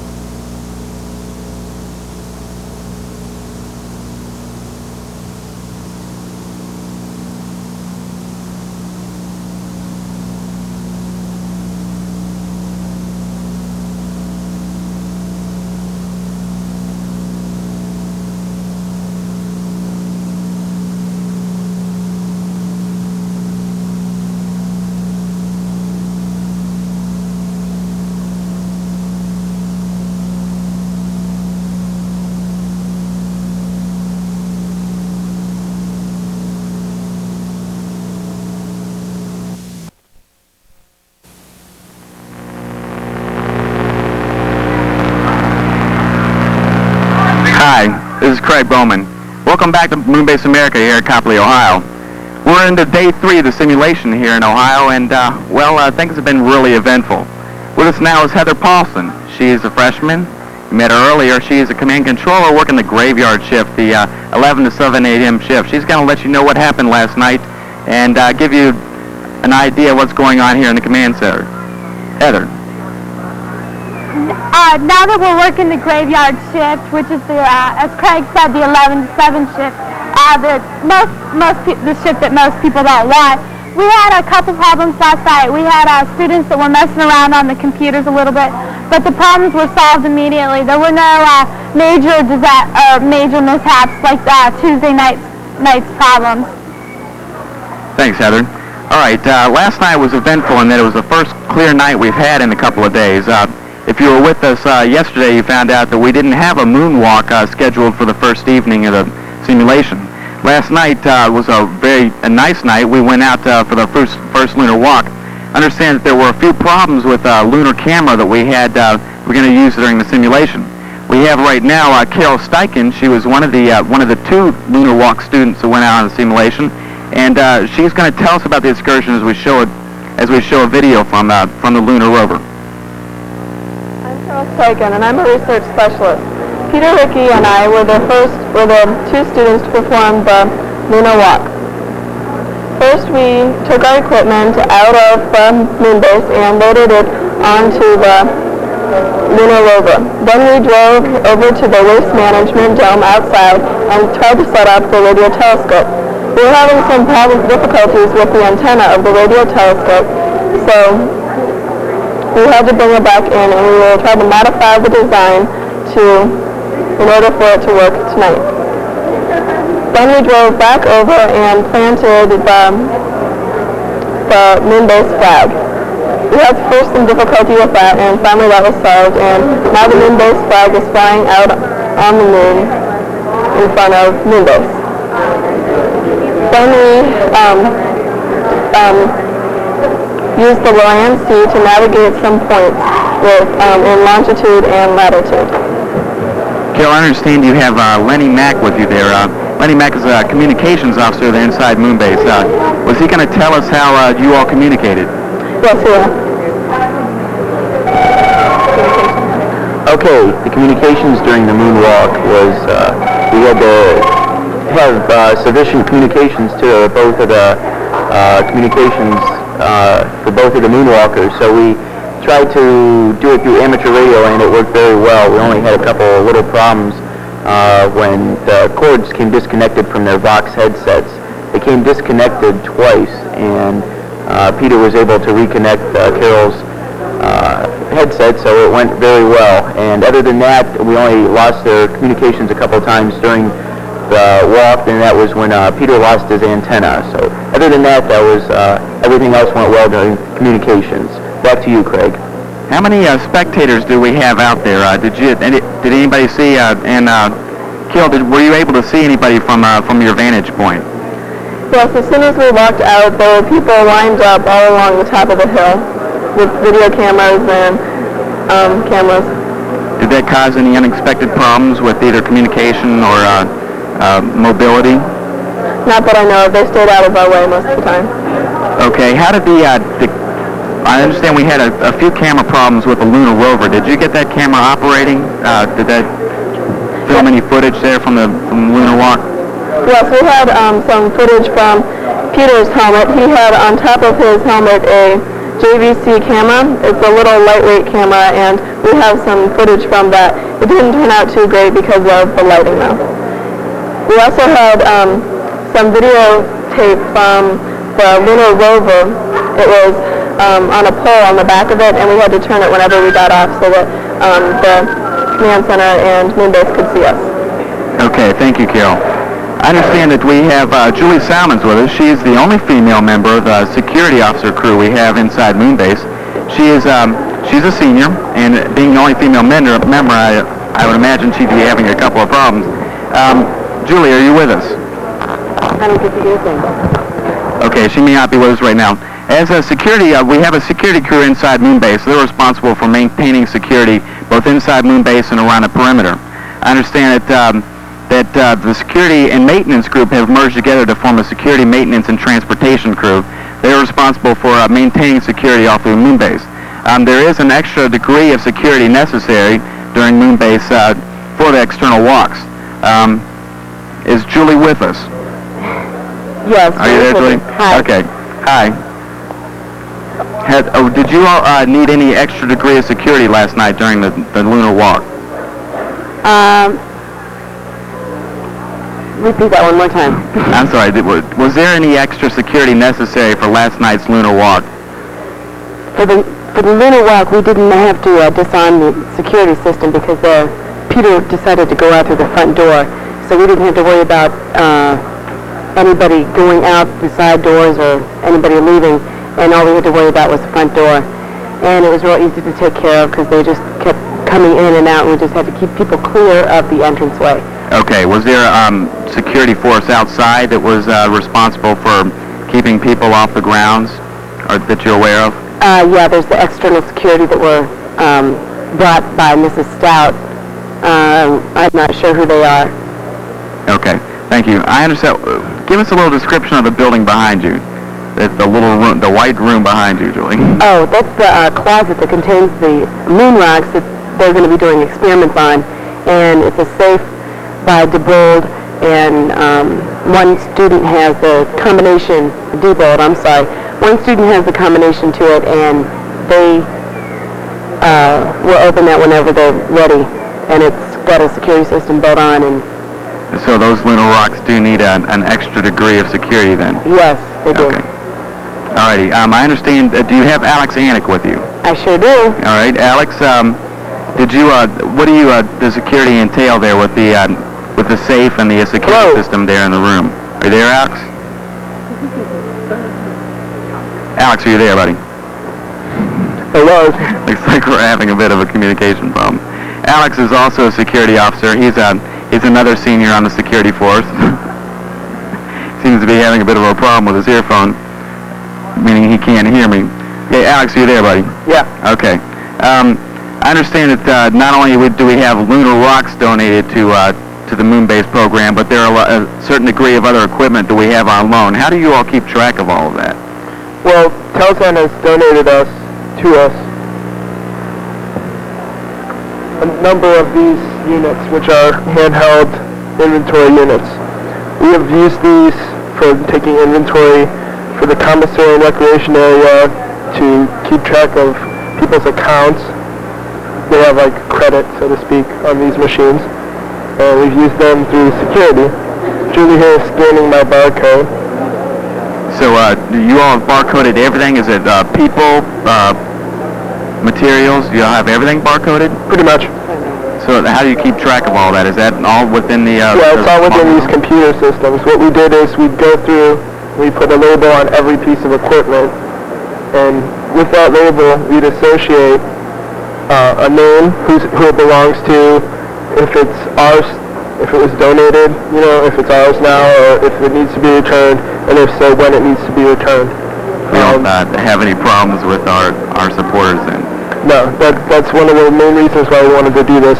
We also use it for security. Every badge has a barcode on it, and we go around and warn people, and it gives us a copy of their schedule and where they should be at the moment. All right, thanks a lot, Alex. As part of the security force, did you all have any problems Tuesday night? I wondered, those people who were with us had heard about the fish hatchery problem we had. Were you involved with the security problem there? No, pretty much what happened on Tuesday night is we had a problem with a fish that had been sick, and we had to get rid of some fish. And while that was going on, we were having a meeting.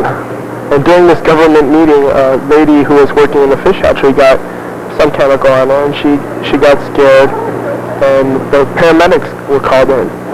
Now what happened was, instead of coming on the front door, paramedics used the side door, which triggered the alarm system.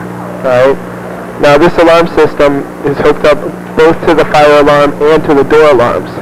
Okay, so it makes the same sound either way. This is something you weren't aware of earlier. Okay, so I was just kind of blown out of proportion then. I understand that you all we assumed it was a fire. security then. We assumed it was a fire because the fire alarm sounded. Great. Well, I understand that you all handled that very well, and we have a very competent security force inside.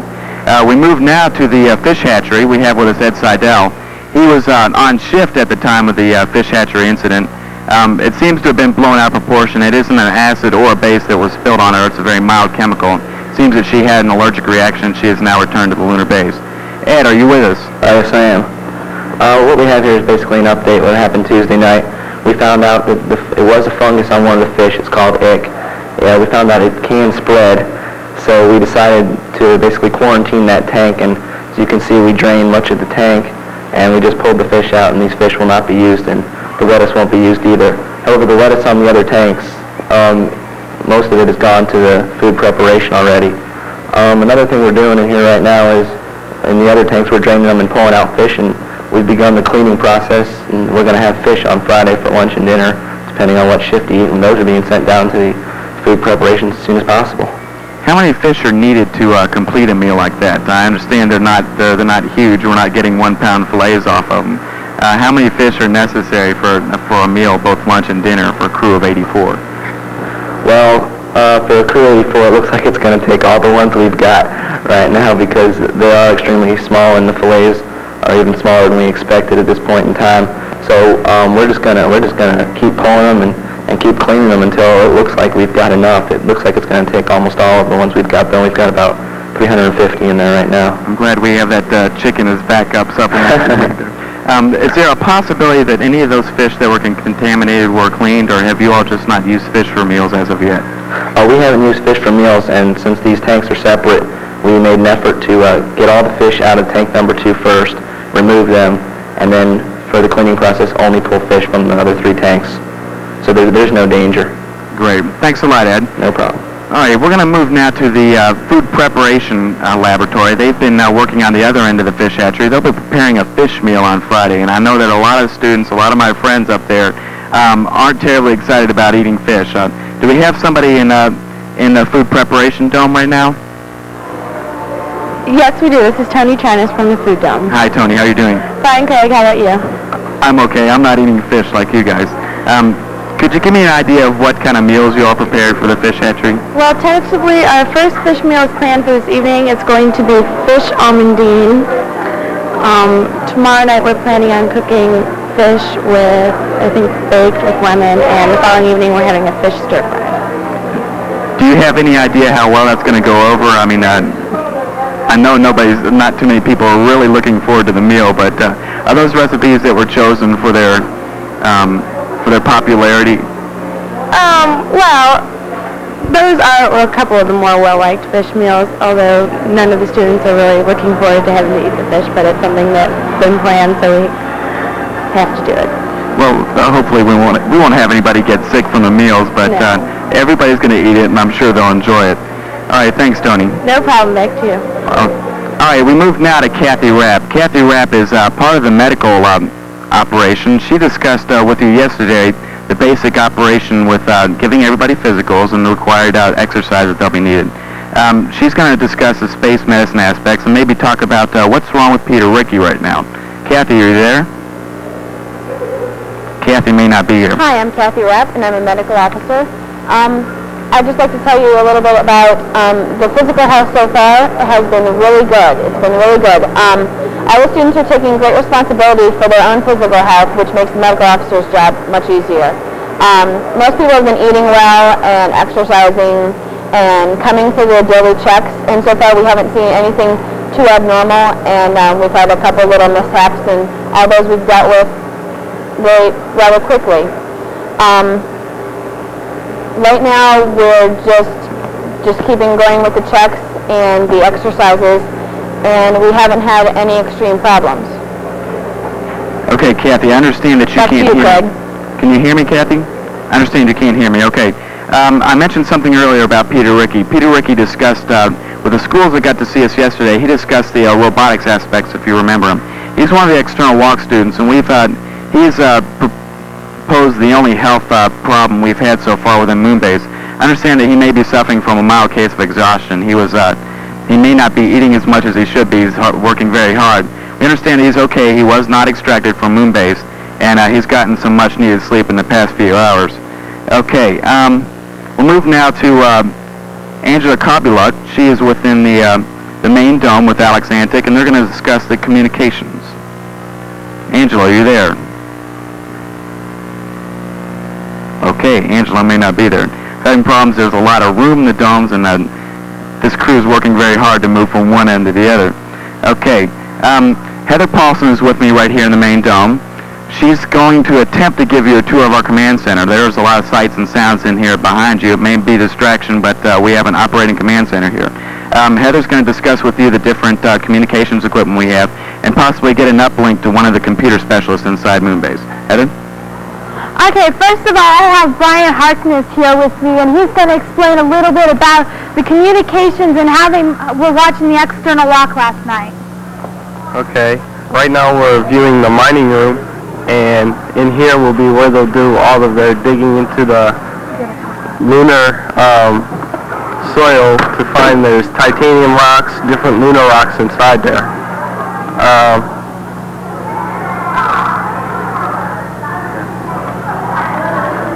Right now we're viewing the main pod where all of our contacts are with that TV screen over there. We can actually just communicate through the video screens with each other through microphones on cameras and through telephones.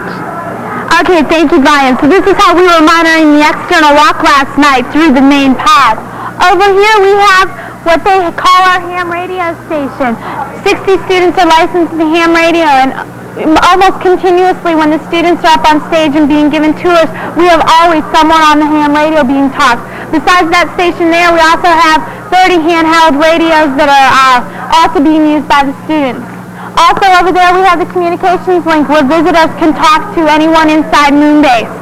Also we have over there the IBM computers, as you can see all around the auditorium, that are being set up to use as another communication link. The IBM computers are used only in communication, but are also used for reports and experiments as well. I could try right now to see if we can get a communication specialist online.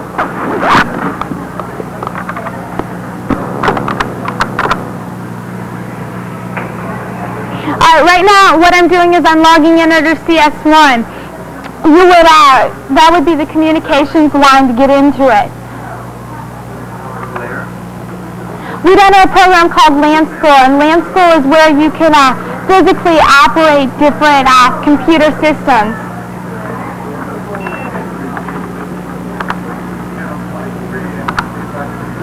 The program Land School enables all students to communicate with those inside as well as communicate with students outside.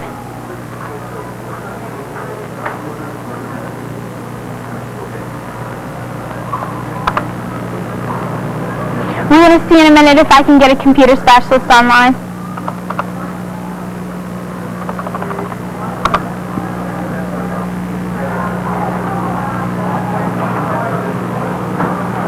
The Novell system. This functions the same way as a word processor would function. You just type in what you would like to see or ask any students to get you information.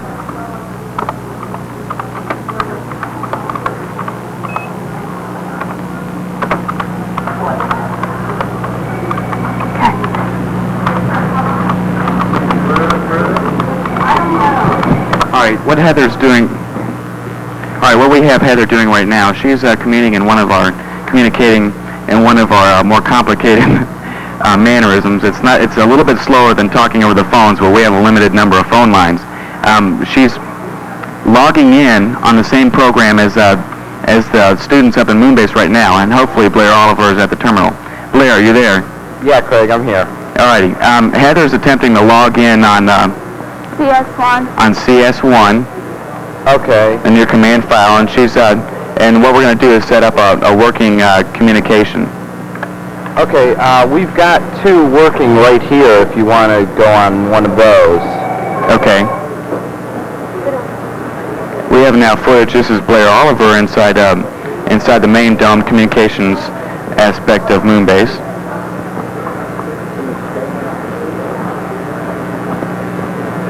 Okay, what we've got here is we're using the IBM Novell system to communicate. This is an education system developed by IBM, and and we're using it to communicate back and forth between the domes. And as you can see here, they are sending messages back and forth, and it's not, as Craig said, it's not quite as quick as the phone lines, but because of the limited numbers, this allows us to remain in communication and when all the phone lines are filled. Back to you, Craig. Thanks, Blair. That's right now. That's a more efficient manner of communicating with people up in the main dome right now. We have a very clogged phone line system right now, and we've got a lot of students up here. You might have heard them in the background typing to friends and other members of specialist areas up in the main dome.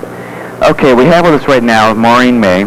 She is part of the maintenance. She's part of the energy and waste management crew, and we didn't go through that yesterday. That's part of the main. It's part of this. It's the part of the this section of the dome of the Moonbase here. This we didn't go tour this dome yesterday, but entailed in the energy and waste management are a couple of 1,500 worm farms here, and Maureen's going to discuss how the worms are involved in our recycling program and compost piles and other parts of the dome. Maureen, are you there?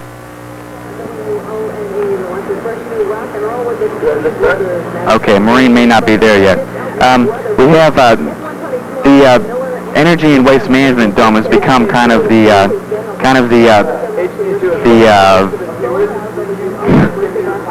do-everything dome. We have in there a washer and a dryer for the students to wash their uniforms on shift and keep their sheets clean.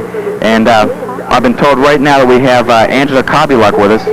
She is in the main dome with Alex Anick. Apparently there's a bit of a story there with the security system. Alex, you there? Angela, you there? Yes, I'm here. Hi, I'm Angela Copley, and with me is Alex Anick.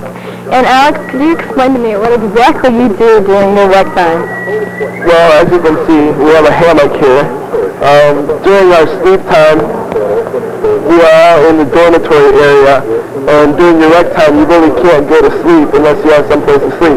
Many people take beanbag chairs and a blanket and sit out here in the main dome or in the rec room. I myself prefer this nice hammock here. Lean back and relax.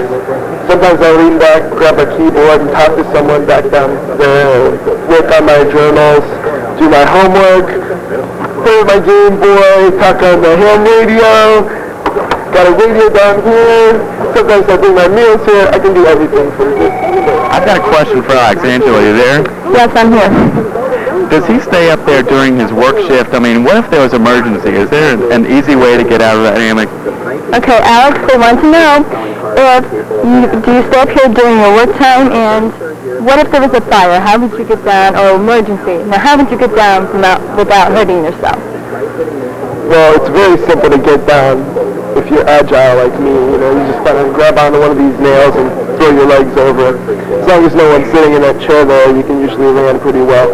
I do come up here during my work time at times because a lot of times there's nothing for me to do. Usually, though, I'm so busy I can't do anything. Okay. If I'm not busy, that means that nothing's going wrong. It's good. I don't want to have to work, because that means that everything else is working.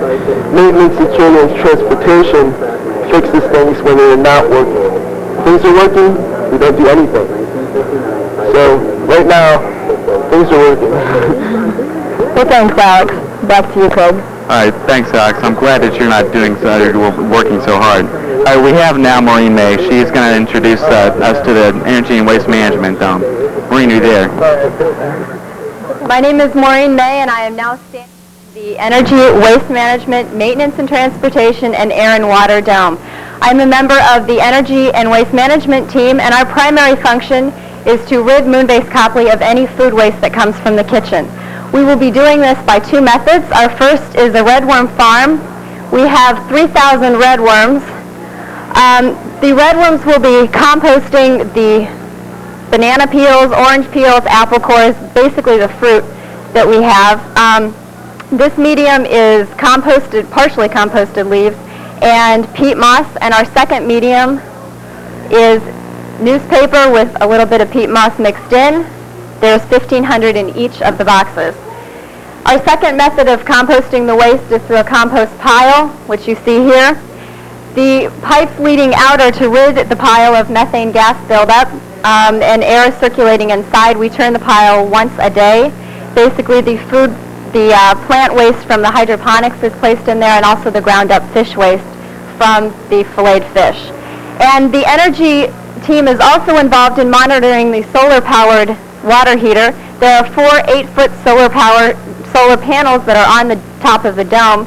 The 60-gallon water heater is heated by those and is in turn fed into the washer where we have hot water for the washer. So far, the composting has worked. The earthworms are doing a great job, and we'll just have to see till the end of the week if we can get rid of all of our food waste. And now back to you, Craig. Thanks, Maureen. It's good to see that you've gotten so much done there. Okay, we have with us right now Lenny Mack. He is the guru of our ham radio station inside Moonbase America. He's been working very hard to keep and monitor all the bands we have operating and to keep everybody happy. We've got a lot of people in the local area trying to contact the guys inside Moonbase. We just don't have enough people operating stations to keep in contact all the time. Lenny, I understand that we're operating bands around the world. Have you all been in contact with other countries thus far? Yes, we have been in contact with several other countries, such as Europe, or continents and countries. Europe, we've talked to Africa, Spain, Mexico, several countries in South America. We've contacted stations all around the world. All right, thanks, Lenny. I understand that you are issuing QSO cards. Those of you that are trying to get in on the ham radio, keep trying. Once you get in there, you get a special Moonbase America QSO card. Okay, looks like that's about it for us today. If you have any questions there at your local schools, your teachers do have 800 numbers. We do have our phone system operating right now. We're operating 3 lines on 3 different 800 numbers. If you can give us a call and have any questions, we'll be glad to answer them for you. I'm Craig Bowman, Press Officer for Moonbase America, and I'd like to thank you for joining our 3rd telecast today.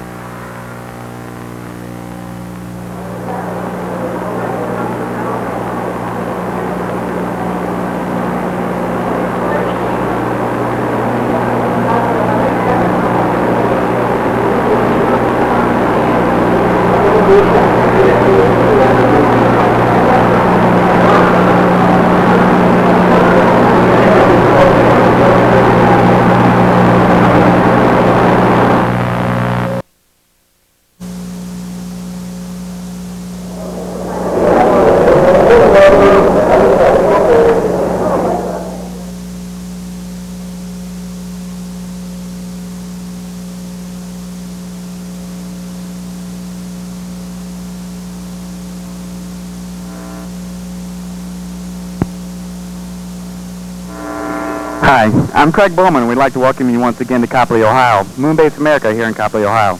We have with us today Heather Paulson. If you were with us yesterday, Heather's a member of the graveyard shift. She's a command controller, and she's been with me the past 3 days. We'd like to thank those of you who were with us yesterday and the day before. We've had our problems, but thanks for tuning in with us and getting an opportunity to ask questions about Moonbase America. Heather, tell us about the graveyard shift last night. Okay, last night the activities were very successful. We had the lunar rock. Peter was ill yesterday, so Jennifer Office filled in for her. The activities lasted a little longer than expected, but ran very smoothly. The graveyard shift's holding up just fine, and everything's going very well. Are you having any trouble keeping everybody awake? I mean, and those are some late hours. I know we have a lot of parents and teachers that are having a hard time staying awake. Is the shift running okay? I mean, the guys manning the computers? Yeah, it's running pretty well for the most part. We're using a lot of caffeine and drinking coffee and pop a lot. Okay, thanks a lot. Okay, we have with us now Jen McMichael. She's inside Moonbase America right now. She's an education specialist, and the students inside Moonbase right now are students of Copley High School. They are being held responsible for all their assignments for the week, and as an educational specialist, Jen McMichael is responsible for collecting all the assignments from the teachers for the week and handing them all out to the students. They are responsible for having their assignments completed. They fax them into the ground crew and we give them to the teachers. Jen, are you with us? Hi, Craig. Yes, I am, and good afternoon from Moonbase. Basically, as our job as education specialists, what we're in charge of is making sure everyone gets their assignments done. So far, we're doing that by a library that we have gathered all these books from 8th grade on up through 12th grade, and we have those located right here. We keep track of those through computer right here. We have all the names of anyone who's checked out books and the specific time that they've done so. Also, we're using the fax machine to fax in homework, and also the communication for the teachers to fax assignments up to us. So that's what we've been handling so far. Have you had any problems? I know the recreation dome we've been watching from here in the command center. It seems to be a very popular place. Have you had any trouble trying to keep the guys on task, getting them to do their assignments? I know some of the teachers, there's a little tension in there about getting assignments done and preparing for tests. Have you had any disciplinary problems? No, Craig. Fortunately, we have not. Basically, if they can't work in the recreation department, we have areas in here that they can come in and work, and we'll make sure that we keep it as silent as possible so they can work here.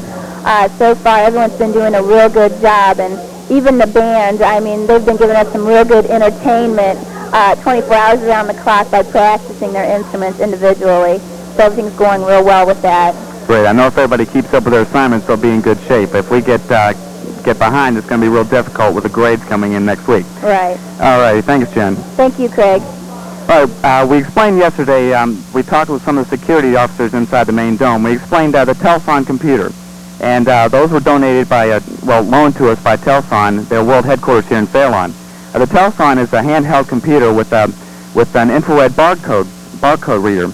And Alex Annick explained to us yesterday how the barcodes on everybody's name tags, how we use that to keep track of where everybody's supposed to be. The barcodes are also used to keep track of all the equipment that's on loan or has been given to us, so we know who to give it back to and where it came from. With us now is Bill Damianoff. Bill is a senior here at Copley High School, and he's put in dozens of hours working with Telson, and he's going to explain to us what another use we have for the Telson computers. Well, thank you, Craig. And first of all, this is what they look like. And what another use of them is we have 16 satellite schools based all around the country. And what those schools are doing is inputting data from their different experiments into these, and then hooking them up to a phone line and via modem, sending them right here to our command center, where we're printing out that data and giving it to the correct people that need the information. All right. Inside Moonbase, we have with us Peter Rickey. He's been a focus of some attention the past couple of days as one of the external walk students. Peter, what are you all using the Telson computers for? Craig, we're using Telson scanners for a relay of experimentation from the satellite schools to Moonbase.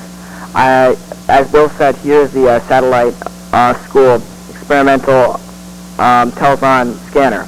We have all the information inputted into the screen, and then it's faxed to the command center. Now, we are using this particular unit on the external walk to record valuable information, so we have a source when we go back to process our data, so we know what it is. This has also been used in the satellite schools, which have been transmitting back to Bill every day now, and I was supposed to talk to you about how to use it. When you go to the function menu on the scanner, there's 4 options. To enter your data, you push 1 and type in the information. Then you go to option 4 and put in your 800 telephone number that you have received already. After that, you go to the transmit to Moonbase selection under the scanner. The scanner will take care of the rest, and Moonbase will be receiving your information. Peter, what are you all doing with that data? Do you all have a database that you're using solely for that data from your experiments? Are you downloading it all into a memory bank? Well, we have a separate independent computer in the command center that receives all the information. From there, we print it out and we transfer it onto the IBM network we're working on. So the experiments at satellite schools are supplying data for all of you? Yeah, we are relying on the satellite schools for the bulk of our information. We have sent all the experiments we are doing out in Moonbase to the satellite schools, and they are performing them as well. Great. Thanks a lot, Peter. Thanks, Bill. All right. We have now with us a few security officers who are members of the construction team. We had construction was a huge project with a system of 9 domes like you see over here. The construction took a number of hours and was assisted by a number of parents, labor unions, and a lot of the students. With us now inside the main dome are my twin brother, Andy Bowman, Kevin O'Brien, and Brian Spurlock. These gentlemen were part of the construction crew, and they're also responsible for maintenance within Moonbase, and they're going to discuss over a videotape what construction on the main dome. Thanks a lot, Craig. It's been a while since I've talked to you. I'm not used to waking up in the morning and seeing my brother, and then he's not there anymore. To talk to you about the domes, we had several options for Moonbase, and we chose the geodesic dome mostly because it looks cool, but really because of the thermodynamics and the heat inside, that it was more efficient as far as air transfer and stuff. Other than that, we had several options as a tank configuration, but we didn't want it to look like a circus or anything. We had options of an aluminum structure. Also, we had options as in a bubble structure, where the air inside would be the supporting structure for the outside shell. As I said before, the geodesic dome is the most efficient building. We had problems deciding how many corridors we were going to have to connect the pods, so the geodesic dome worked out the best as far as having 4 corridors and connecting the pods together. Andy, we're seeing a video right now. Also, the geodesic domes have heat efficiency where all the heat will rise and the sound will carry circular, going from the sides up to the center of the dome. And also the cement was easy enough to pour, and putting up the corridors and everything just worked out great for this. Great. All right. Thanks a lot, Kevin. All right, guys, I understand that because these domes are prefabricated and it is a wooden structure, there is a bit of a problem sealing out the rain. Has there been any problems with leakage inside Moonbase? Yes, Craig, there has been a problem. About 2 days ago, we've had a rainstorm that went off and on through the night. The girls' dorm had a problem, a couple of seams that, not the very top, but as the triangles are bolted together towards the bottom, the rainwater, as it drains down the seams, tends to work its way in as it gets closer to the bottom. The leaks weren't directly at the top of the dome and dripping all the way to the floor. They kind of ran along the wall until they reached a cutoff point, and then they dripped to the floor. So we just threw a few mats down and took care of the problem. They really haven't caused any major problems. They're not leaking over any major equipment or causing any damage. It's just annoying and a little inconvenience. Some people made it out to be a big problem, but it's just something we have to work around. Great. I've heard you guys are doing a really good job with that, and then no real damage to date. All right. Thanks, Andy. We have with us now Josh Ryland. He's a fellow press officer. I explained earlier in the past couple of telecasts that I was also a press officer. Josh Ryland is a junior here at Copley High School, and we've been working identical shifts, so we've spent a lot of time together lately. Josh, could you give me an idea of what we do? And don't give me an idea, give them an idea of what we do. Well, being a press officer, we're responsible for the media bombardment and those truckloads of community people who have come in to see what's going on in their community. Now, it all started Monday night when about 10,000 people showed up to view the domes, and we've been on call ever since. We give daily tours to schools, to business people, and then on top of all that, we're responsible for handling the media who have come in. We've been approached by people such as USA Today, all the local TV networks, and various corporate publications that go around the nation and around the world. Newspapers. We have a lot of our, as Josh was mentioning, we have a lot of our company supporters that come in. We have representatives and editors of their newsletters. We've become a popular item within their corporations. Are there any questions that people consistently ask when they come in? I mean, we have to field a lot of questions, and we tend to answer them delicately. Are there any questions that they ask consistently? Well, are there teachers up there? No. How many students? 84. It's things like that. They just want the basics. All righty. Thanks a lot, Josh. We move now to Aaron May and Carrie Minnick.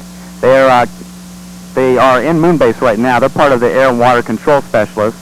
They're going to explain to you what air and water control is all about and what they're doing to control the air and water. Aaron, are you there? Are you there? Aaron, are you there? My name is Aaron May, and I'm part of the Air and Water Control Specialists. Because of the large amount of people and the small amount of space in these domes, we test the water and air frequently. In the fish hatchery, we test the water in the tanks.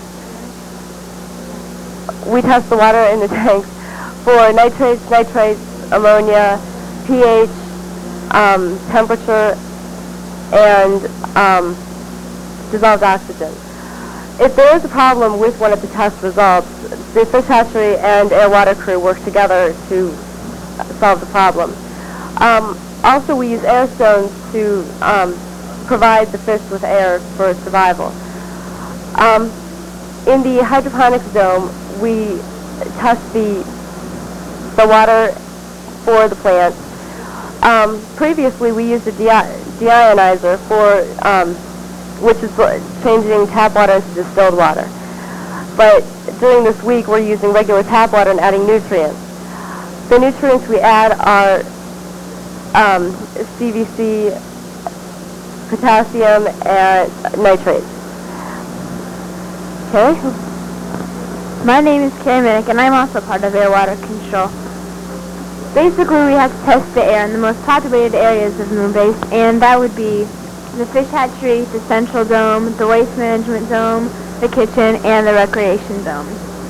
This is our biotest centrifugal air sampler, and what we do is we place an agar strip, which are nutrients that collect bacteria. We place it at the top of the biotest air sampler, and a fan spins and brings the air inside and places the bacteria onto the agar strip. After 2 minutes, we take the agar strip out and we place it in an incubator. The incubator helps the bacteria grow, and after 2 days, we will take the bacteria out, or the agar strips out, and hopefully we'll see white colonies of bacteria. But if we see yellow, then that means we have to go and test Staphylococcus and coliform bacteria. And if there's a problem with that, we then have to resort to specialists in that area. So far, we haven't had a problem with that, and hopefully we won't.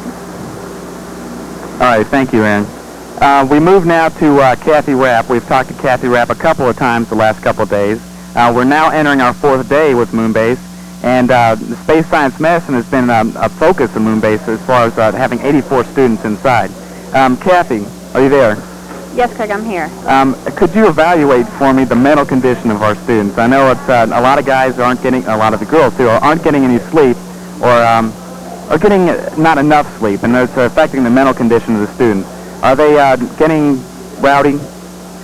Craig, yes, you are correct. Unfortunately, a lot of the students are trying to get other things done during their sleeping time, but we've been really promoting sleep and relaxation during their recreation time. A lot of people have been sleeping in the medical quarters because there's a bed in both the female and the male medical quarters, and a lot of people have gotten a lot of extra relaxation, and even if they can't sleep, just resting time, just to, keep their own sanity and so they can work sufficiently.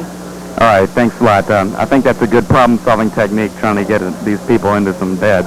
All right, we have with us now Maureen May. We went to Maureen yesterday, and She's in an energy and waste management dome. She explained to us yesterday about the redworm farms. We have two 1,500 count redworm farms, and she was explaining to us methods of disposing of our organic waste. Maureen, are you there? Yes, I am, Craig. How are the worms doing? Well, the worms are doing just fine. The worms are actually doing better than the compost pile. We haven't had any problems with them. We've fed them, and the actual smell has not been that bad from the farms. But let me tell you a little bit about our compost pile. We've had to become ingenious and rig up a new system. Originally, our compost pile had 2 pipes that went out the top and went outside. We use those pipes to rid the compost pile of any methane gas and to also bring in oxygen for the pile. But we found that it's not enough oxygen, and we've had anaerobic bacteria working, which is fermenting the pile, and the smell has become quite bad. So what we've decided to do is we've hooked up a vacuum cleaner, and we have an exhaust that blows into the pile, circulates the air, and the 3 tubes that you now see release the air and the methane that might build up in there. So we really haven't had too much of a problem anymore.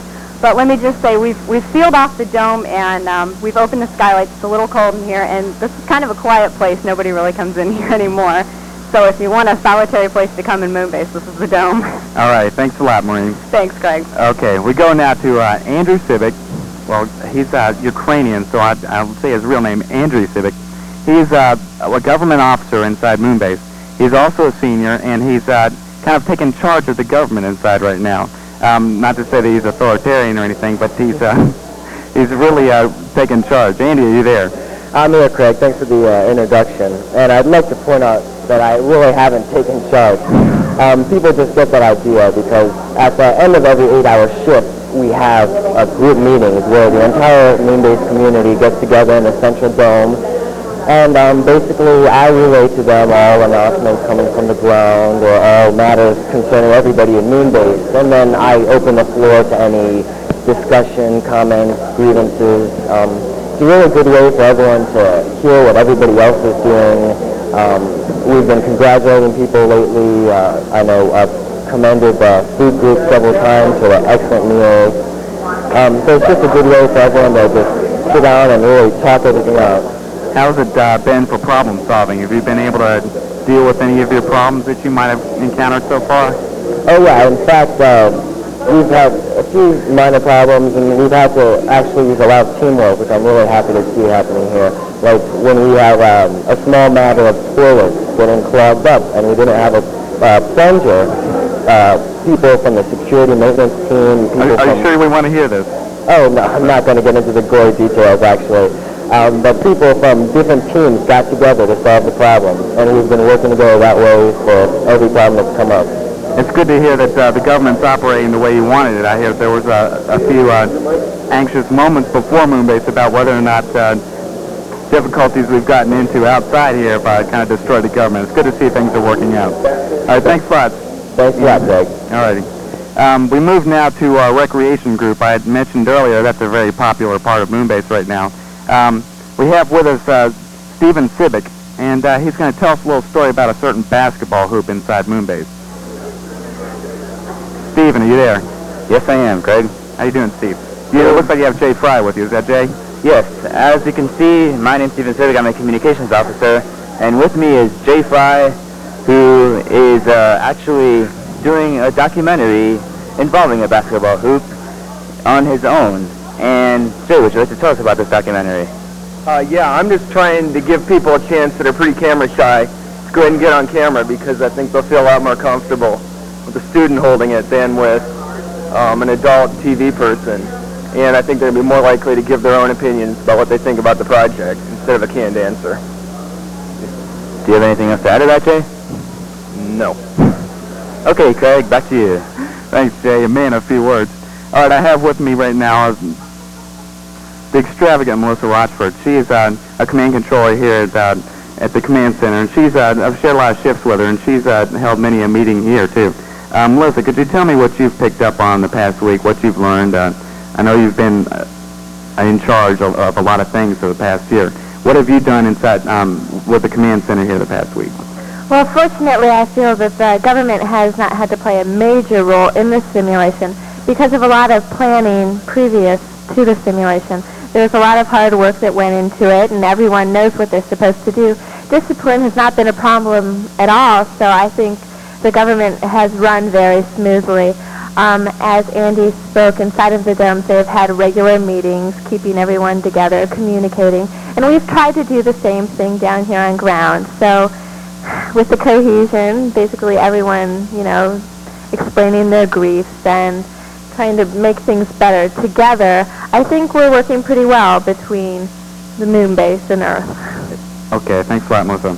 We have, we're going to try something different today. We have a group of students inside the Central Dome today, and we're going to go to each one of them and ask them, first we're going to have Lenny Mack. He's part of the communications group. He's talked the past couple of days about the ham radio. And Lenny, I wanted to ask you if there's something you've picked up on the past 3 or 4 days that you've learned from being inside Moonbase that you didn't have before. Are you there, Len? I learned that teamwork is very important. Without teamwork, we wouldn't have done a lot of the things that we have solved and problems that we have solved today and all the other days. Teamwork is very important. We've learned to work together. Whenever there's a problem, we just get a group together and we try to solve that problem as a group. Okay, thanks a lot, Len.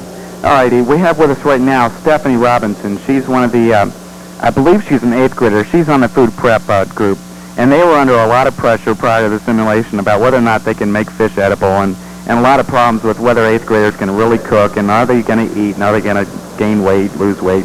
And with us right now, Stephanie. Stephanie, what have you picked up on the last couple of days that you were afraid of or didn't know was going to happen? I mean, Well, cooking is going great. I mean, it all basically, just because we worked as a team, I can agree with Lenny, teamwork is a big thing we've learned. You know, it helps in everything. If it wasn't for teamwork, we wouldn't be succeeding as we are right now in Moonbase and in cooking. all right, thanks a lot, Ashley.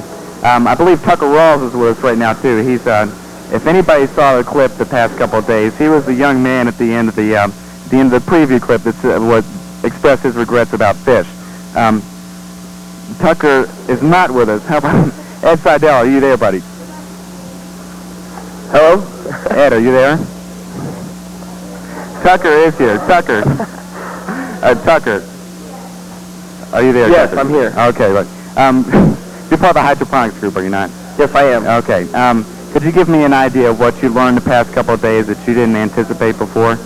Well, the main thing I've learned is really to work with other people like we have. I've learned more about, I've also learned working independently also, because you have so much that you have to do to get done that you have to work as a team and as yourself. So that's what I've learned most, is to work with people and yourself. Great. Thanks, Tucker. I think a lot of people were worried about whether or not you were serious enough to take on the project early here. Okay. All right. I mentioned earlier that we thought maybe we were going to take on Ed Seidel. Ed Seidel is very tired. I think he's asleep right now. We're not going to wake him up. I think that's why we have so many tired people inside Moonbase.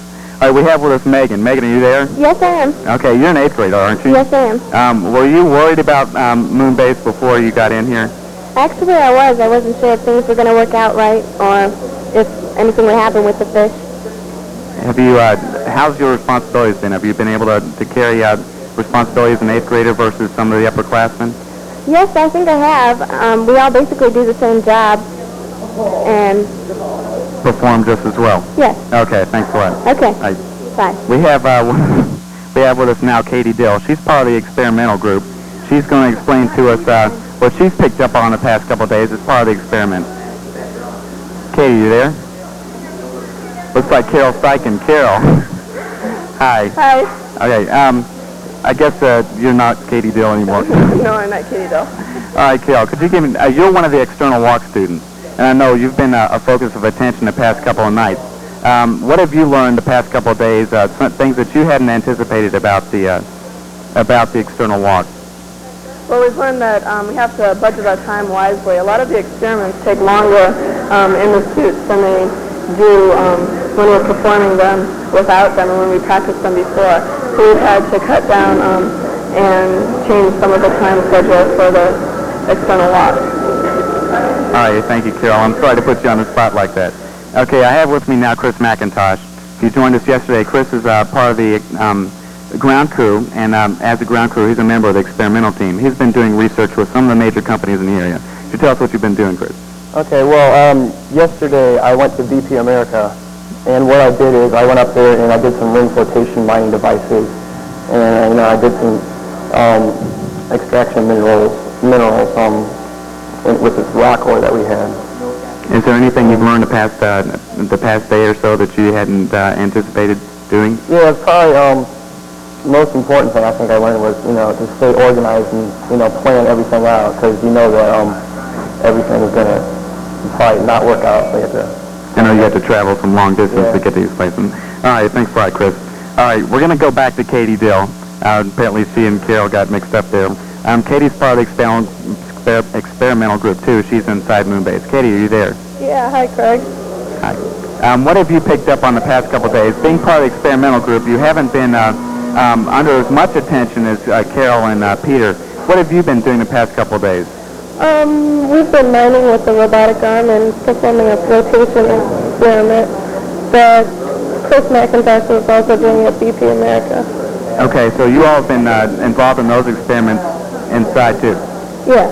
Okay. Have you been able to grasp those concepts? I know a lot of the kids are having trouble grasping things like flotation mining and stuff. Yeah, we visited BP earlier, and we had lectures on it, and he explained everything. And Chris also faxed us in a lot of information that he received. So you're doing okay then? Yeah. All right, thanks, Katie. We have another 8th grader with us. This is Matt Poulier. He's a member of the security team, and as an 8th grader, he has to apply security to upperclassmen. Matt, are you there? Yeah, I'm right here. Matt, how you doing? Pretty good. I know you have your ham radio license, and you've been spending a lot of time in the ham station. How has security been a problem as an 8th grader? Oh, no, not at all. People are really cooperative, and people are always doing what they're supposed to be doing. Nobody's really goofing off or anything like that, so it's been really easy. Okay, thanks a lot. Welcome. All right, we have now with us again, we have Jen McMichael. She spoke yesterday about the education aspects, and she was just here a few minutes ago talking about her education department and how she's trying to get the books and everything organized. Jen, what have you picked up on the past couple of days that you didn't anticipate happening, or something you learned that you didn't think you were going to get into? Well, Craig, I learned about the teachers and how they are really bogged down with a lot of different things. We've had a lot of different situations with the schedules and homework assignments that we've had to take care of, and it's really quite a job, but I'm having a good time doing it. Also, I've learned a lot about communication equipment that I never knew really existed, so I'm getting quite educated myself. All right, thanks a lot, Jen. Thank you, Craig. All right, this is our last show. This is our last telecast, and we'll still be here. There's a lot of Moonbase left, and we're going to get into the crunch time going with this weekend. I'd like to thank you for joining us. I know this has been an adventure for me and a lot of the other guys on the crew. Moonbase has a lot more to go here, and I'd like to thank you all for tuning in on us. Seeing a clip now of the opening ceremony of a song that was a theme song written by one of the teachers from Moonbase. Thank you from Moonbase America. I'm Craig Bowman.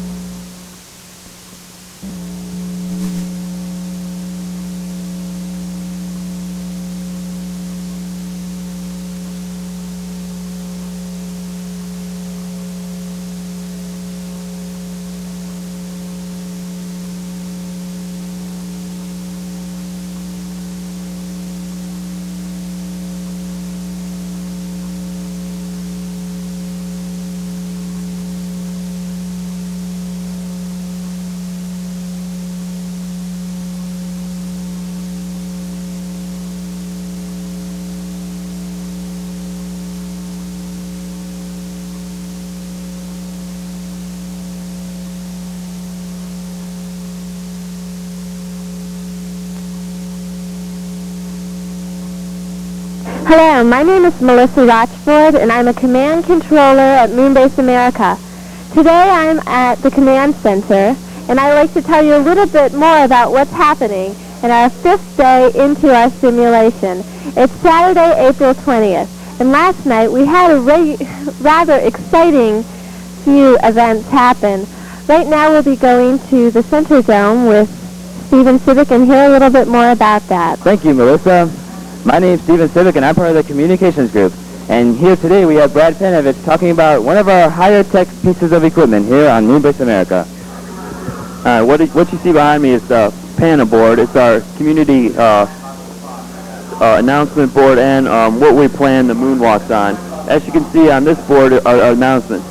We can advance the board to another page where you can see all the logistics of the moonwalk and how we plan them out before we go out. Peter and Carol work on this board, and if they need to print this out to go over it, this board also has a printer, which is sort of like a copy machine, which will print whatever is on the screen.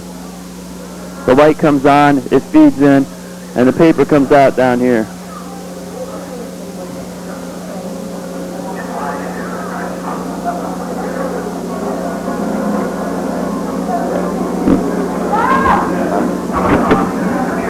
And this is what you have, exactly what was on the screen before. Thank you very much, Brad. Back to you, Melissa. Thank you, Steve and Brad, for that very interesting presentation on the panel board. Now we will switch over to Blair Oliver and Angela Kovalek, who will be telling us some things about the computer system. Okay, Angela. Hi, I'm Angela Kovalek here with Blair Oliver, a computer specialist, and he's going to discuss a couple problems we've had with the IBM computers throughout the week. Thanks. The main problem we've had with the computer system has been a lack of memory storage space. And yesterday we had to shut the system down for approximately an hour while IBM came in to help us with that problem.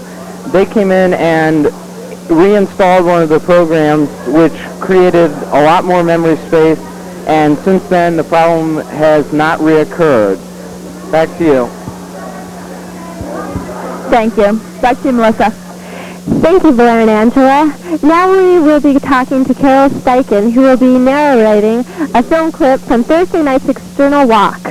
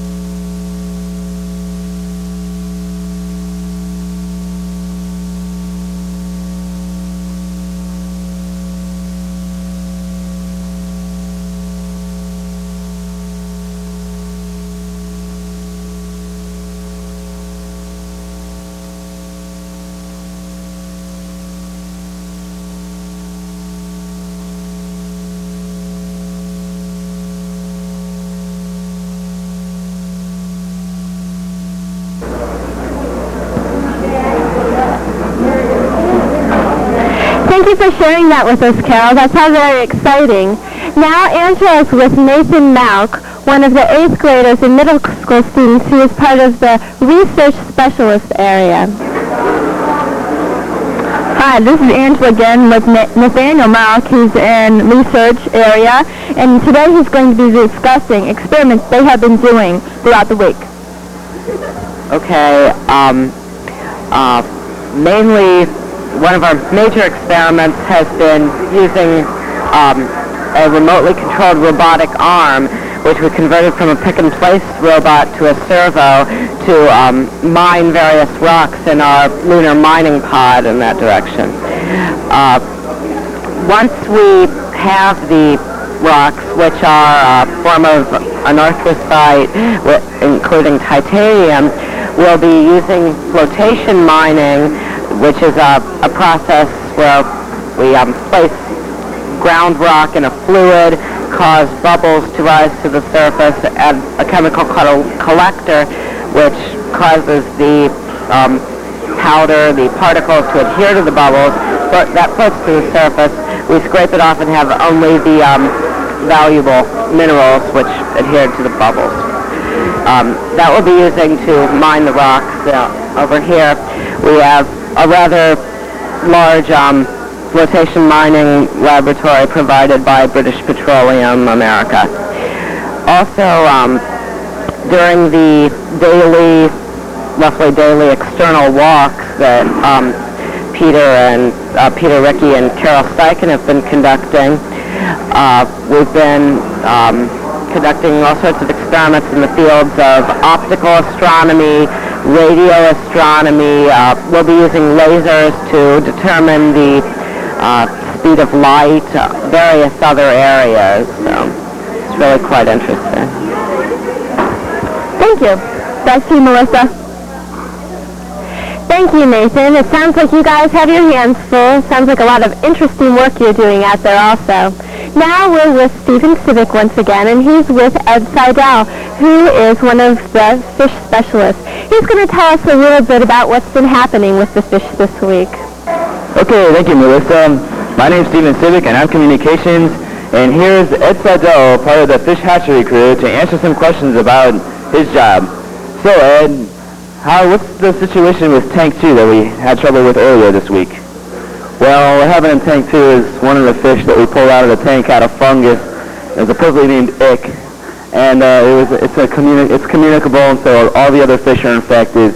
And the entire tank basically had to be killed and thrown out because we couldn't risk the health of everybody in there just for the sake of a couple of fish.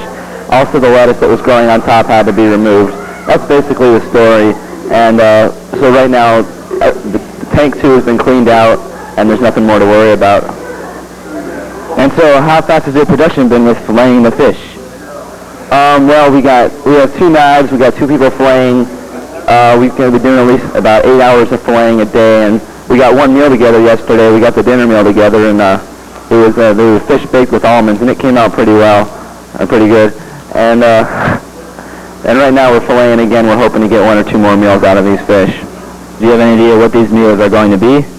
I think we're going to fry the fish one night, and the other one is up to the food preparation. We're not sure. Okay, thank you very much, Ed. Thanks a lot, guys. Now, Steve, I understand that you've been up there on the moon for about 5 days now, so you've had a chance to feel it out, see what life is like up there. I was wondering if you could tell us a little bit about life on the moon. Now, over here we have a lot of people lounging around here on the rec time, watching TV. As you can see, it's not always just all work and no play here on Moonbase. So what do you miss the most from planet Earth? I don't know. Food. Do you have anything to add to that? I miss the sunlight. I miss trees. And have you had any really new experiences here? Have you made any new friends here on Moonbase America? Yes, I have. I've had new experiences, like plunging toilet. Yeah, that was a new experience. Really? That's a really new experience, I see. Do you have anything to add to that? Really? What do you miss the most from planet Earth? Probably 10 hours of sleep.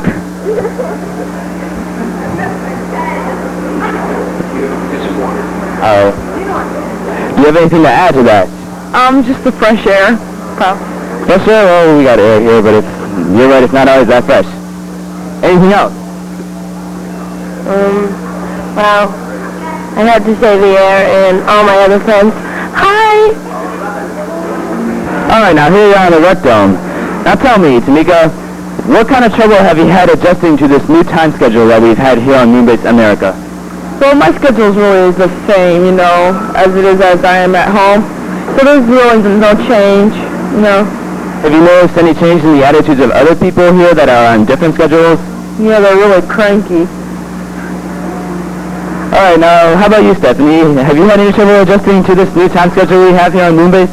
Well, the first day was kind of hard because I sleep from 3 in the afternoon to 11 at night, so I basically stayed up all night, and then around 3 in the morning, I just felt like I was going to pass out, so yes, it was pretty hard to get used to it. But are you used to it now? Kinda. I still want to sleep at night. Do you foresee any difficulties in adjusting back to real time on Earth? Yes, because when I'm in school, I'll be up all night, and I won't want to go to sleep, and then when I get in school, I'll be exhausted. Okay, thank you. Hey, now tell me, have you felt any sense of time going any faster, or if everything's slipping away here at Moonbase? Well, the work periods seem to be dragging on, but recreation goes fast, so sleep time. So are you looking forward to when this will be finally over? Yeah, a little bit. Alright. How about you? Have you noticed any, do you feel that time's going too fast, or are you really bored here, or what? Sleep time's too fast, work time's too slow. All right.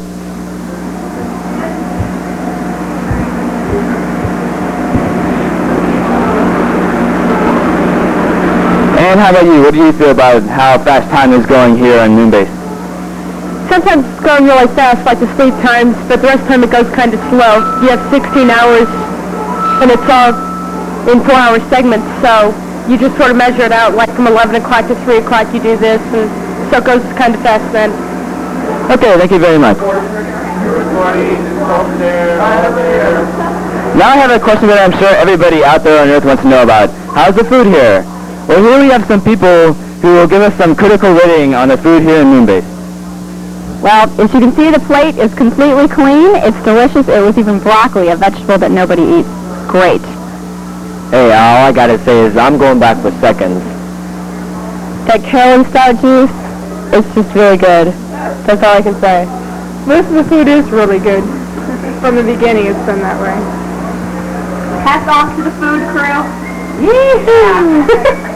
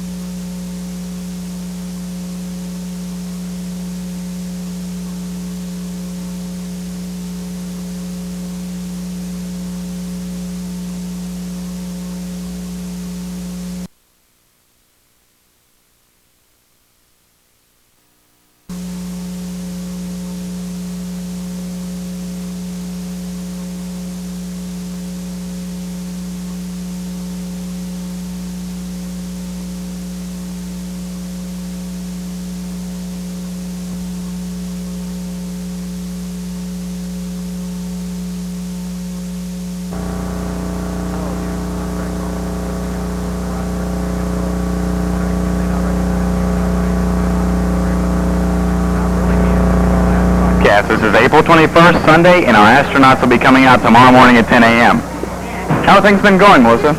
Well, it's been pretty exciting. Things have slowed down a little now that we have everything together. Now, how about we move up to the domes and see what's happening? All right, we have with us right now Heidi Lipovac and Alex Vanek, and they're going to let you know what's been happening in the domes the past few days. Thanks, Melissa and Craig. Hi, I'm Heidi Lipovac, a member of the communications group, and I'm here with Alex Antic, who's a member of the security and maintenance team. Alex, could you tell us what's been happening the past 6 days? Well, for the most part, we've had some strange lunar atmospheric conditions. They have caused several leaks of water to come in through the domes. We're not sure exactly what causes these leaks, but we have tried to do our best to repair them. There's not much you can do from the inside, though. There were several meteor showers which seem to have penetrated the outside, caused a lot of noise and rattling, but I think they might have helped some of the leaks by leaving a strange residue up there that covered up some of the holes. Furthermore, we had some problems with the toilets. As it turns out, the plumbers who put them in left the flotation devices in the top a little bit too high. They were set for Earth gravity, not moon gravity, and it caused a little bit of a problem. We switched everything back, and it's been working pretty well lately. We also had some problems with our alarm system.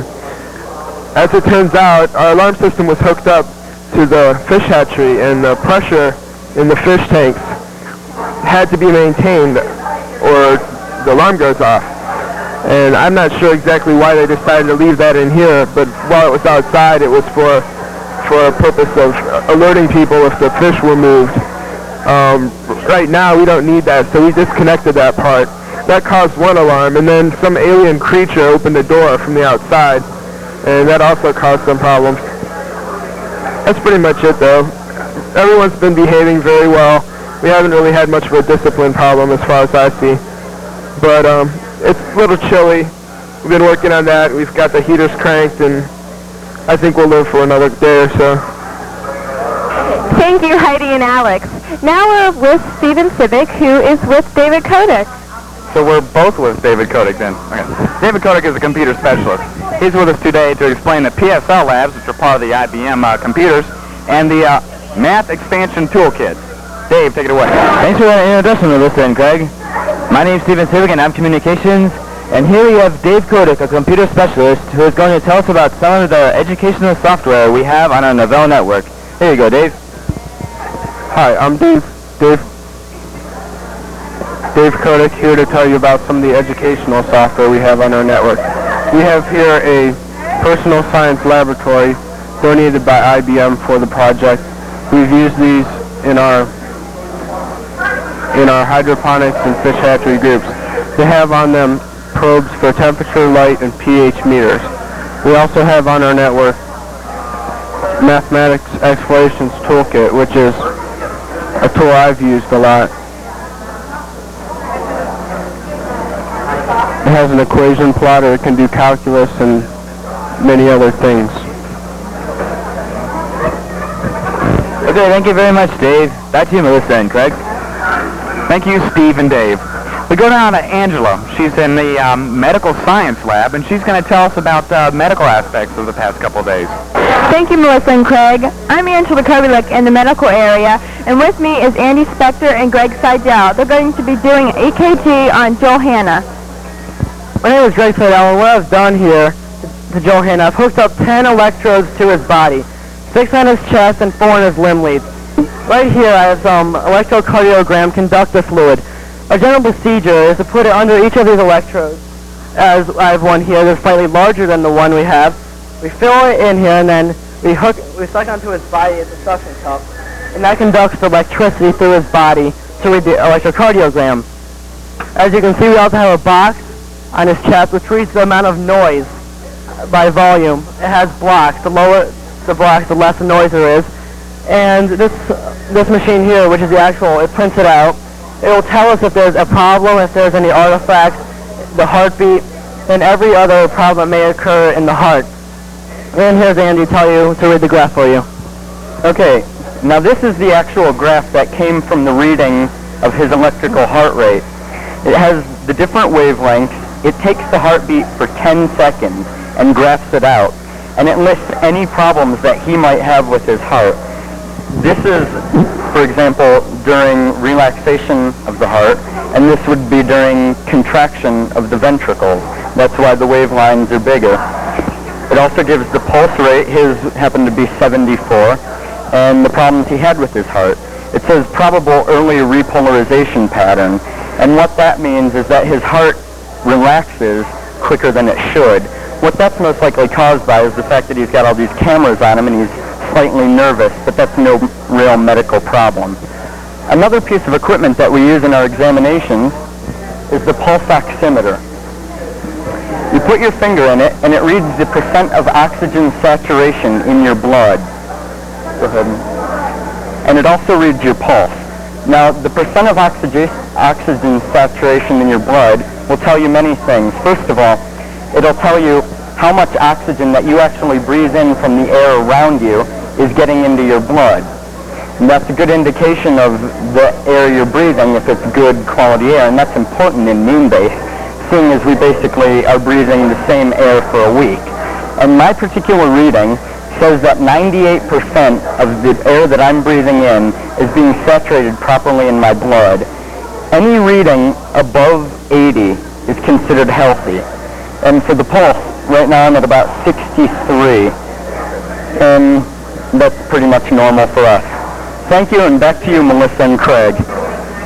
Thank you, Andy and Greg. We go now back to Stephen Civic, who's going to tell us a little bit about how people deal with stress up in the Moonbase. Hello again, my name's Stephen Civic, and as you can see, our students here in Moonbase America have many ways of coping with being enclosed in this environment when times are slow. One of the many ways is by drawing. See, here we have some various depictions of Moonbase America's unofficial mascot, Calvin, from the cartoon Calvin and Hobbes. This artwork was done by Robert Corrale, a security officer, and this is one of his ways of coping with this Moonbase America during his free time. Here he did some various depictions of Calvin, which matches the personality of those people's name tags. All right. Thank you, Steve. I understand that our government officers are involved in the debate in there. Could you tell us about it? Thank you, Craig and Melissa. Hello again, my name's Stephen Civic, and here we have Rachel Laris to tell us about a debate that took place here on Moonbase America. So, Rachel, what was the topic of this debate? Well, the topic was resolved whether the U.S. government should significantly increase space exploration. And what were some of the major issues brought up on this debate? Well, on the pro side were the benefits of the spin-offs that come from the space program. On the other hand, the cons were very fond of using the pollution that was brought upon by every single shuttle liftoff. Okay, thank you, Rachel. The following is some footage of this very debate that took place up here in Moonbase America. Developed on a space-simulated vacuum chamber. Solar energy, another space choice, is one of the mainstreams that is used in space exploration. That's your question. Yeah. You talked about a crop drying invention, microwave, whatever. And you also mentioned that it was discovered in a space simulated vacuum chamber. Yeah. Why would you have to increase space exploration for something that you invented and discovered while in a simulated environment on Earth? Well, because you wouldn't have done a simulation if you hadn't been trying to simulate. Now we go to Maureen May, who is reporting from the Energy and Waste Dome. Thank you, Craig and Melissa. My name is Maureen May, also known as Mo, and I'm a waste management energy specialist. I'm now standing in the Energy Dome, the Maintenance Dome, the Laundry Room, the Band Practice Room, the Instrument Room, the Food Storage Room, and the Commissary and Recreation Room, the all-purpose dorm. Mainly what we're concerned about in here is composting the food waste and any other waste that we might get from the Moonbase simulation. Now, 2 years ago, the Copley space simulation produced a large amount of waste, and that was their major concern this year. There would be no way that we could get rid of it, so we've devised two systems and methods to get rid of the food waste. The first is a redworm farm, and there's 1,500 redworms in this farm and 1,500 in the other one. They are fed the carrots, peelings, potato peelings, banana peels, some of the orange rinds, and basically they eat about anything we give them. They're really quiet, they really don't cause a problem, and there's no smell that comes from them. So these are probably our most successful method that we've used. Now, the second method is the compost pile, and this one hasn't been quite so successful. It's a closed system, and it should have been open to keep the air going through and keep aerobic respiration. What we have are 3 tubes in the back that are used to rid the compost pile of methane gas, which is a large concern, and also to keep oxygen circulating inside. We put the rest of the food waste in here and stuff from the hydroponics, such as any of the plants that have died and they want to get rid of them. You can tell by the hole that's in the top here, when you put your hand over the hole, it's pretty hot. So the compost pile is really working. When we turn it, you can see steam rolling off of it. We added a huge amount of orange peels and lemon peels, and we had to add, so it was a high acidity. We had to add baking soda and lime to cut down on the acidity and to neutralize it. But now we know what we've done wrong, so next time we can have a successful compost pile. We haven't really had any other kinds of waste that have been given off. A lot of the wrappings and the food waste we've contained. So we're doing pretty good here. Back to you, Craig and Melissa.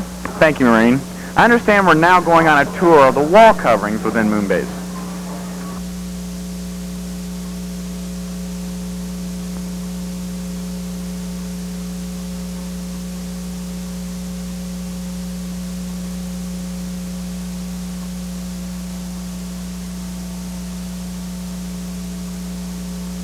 Angela is with us again, this time with some comments from our diverse group of Moonbasians. Okay, with us is Jen Offit, and I would like to know, how have you coped with living inside Moonbase for this whole week? Well, it's been kind of hard, but unfortunately some of us are not getting along too well, and I'm hoping that as soon as we get outside, we'll all get along a little bit better and be happy that we became friends. I think we all need our privacy. Heidi Lieberback. Hi. Tell us, what exactly are you going to miss the most of Moonbase? What am I going to miss the most? Yes.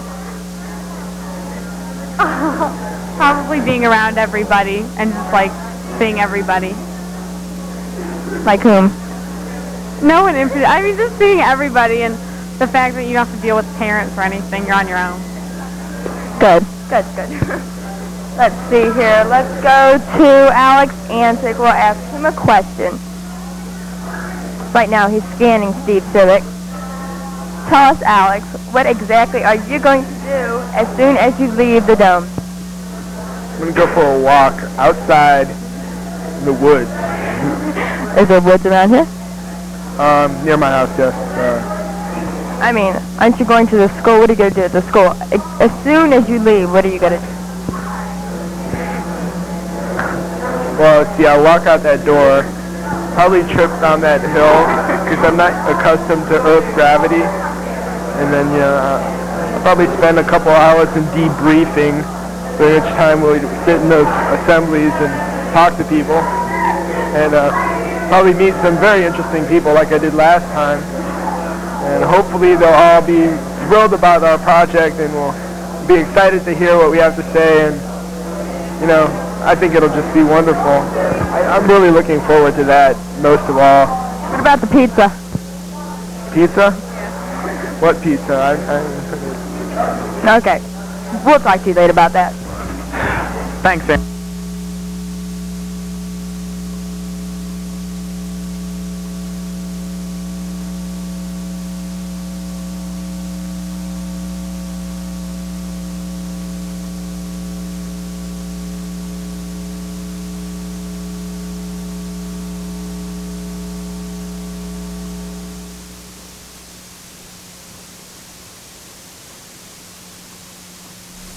America's anthem.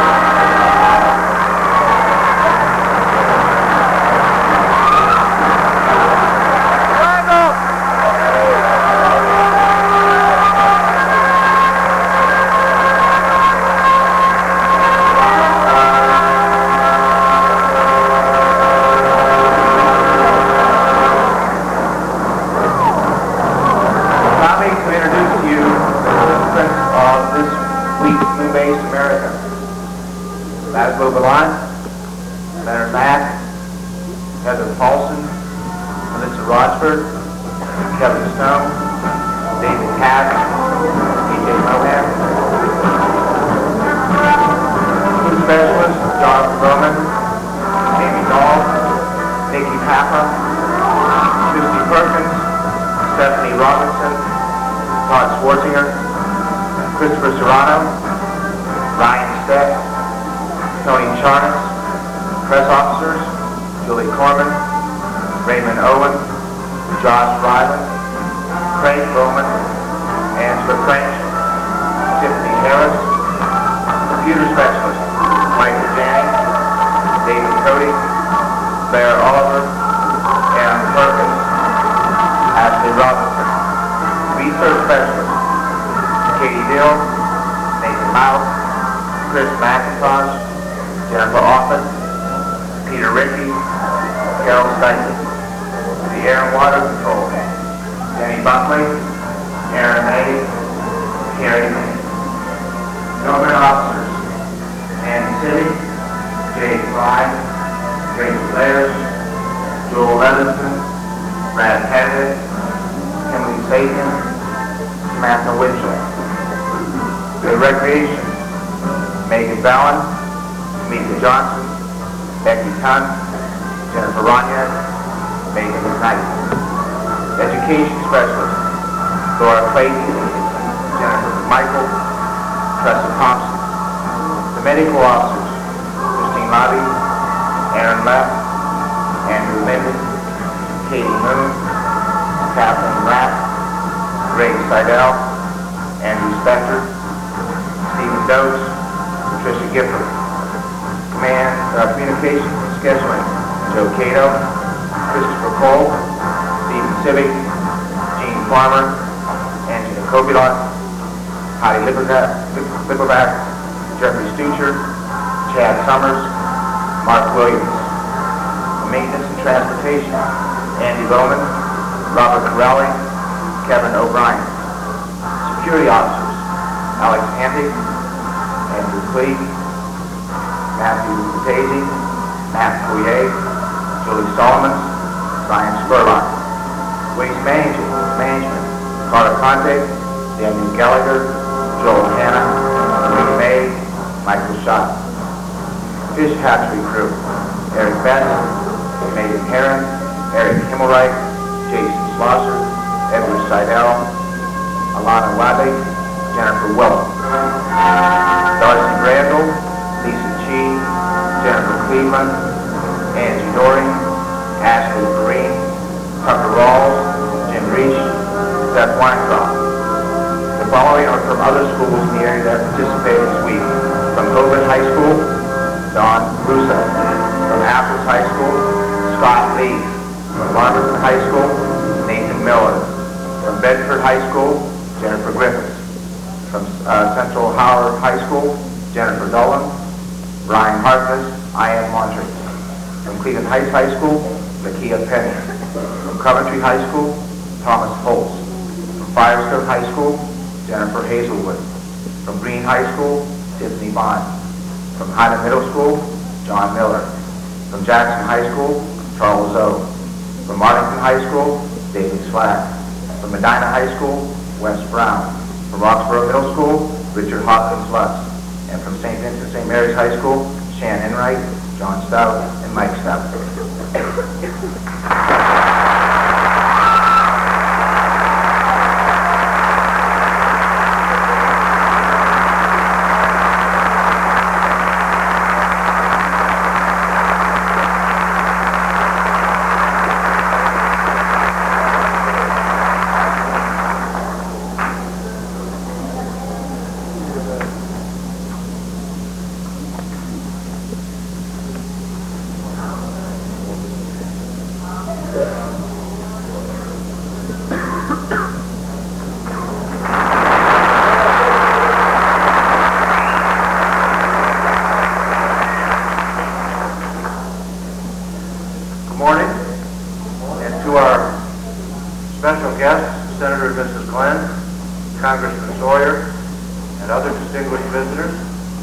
Welcome to the Copley Fairlawn City Schools. First, I want to say a word about the entire faculty and staff of Copley Fairlawn. They are the backbone of our school system.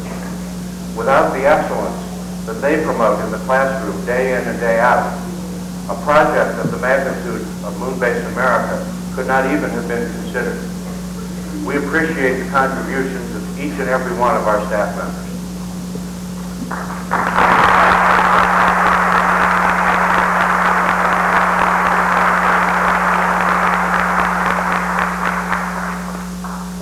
We do at this time especially want to congratulate the faculty of Moonbase America. It is obvious that the many months you have devoted to this project have paid off in a most successful mission and a memorable experience for the students. Now to the astronauts and other crew members of Moonbase America. Your accomplishments have brought great credit to our school system, to your families, and to the entire community. We congratulate you and are very proud of you. Perhaps Robert Kennedy best captured the spirit of your mission almost a quarter of a century ago when he said, "Some men see things as they are and say, why? I dream things that never were and say, why not?" May you always dream things that have never been, and through hard work and dedication, make some of those dreams come true. Thank you.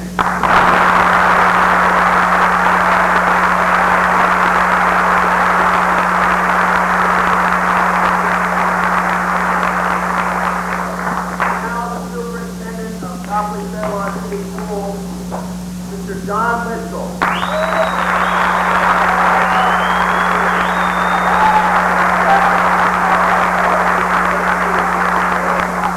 Good morning. It's my pleasure to bring you greetings from the faculty, staff, and students of Copley High School and Copley Fairlawn City Schools this morning. Earth Day, 1991. I don't know if that was planned that way or if it happened, but what better day could we bring our people back from our moon base than Earth Day 1991, and welcome back, students.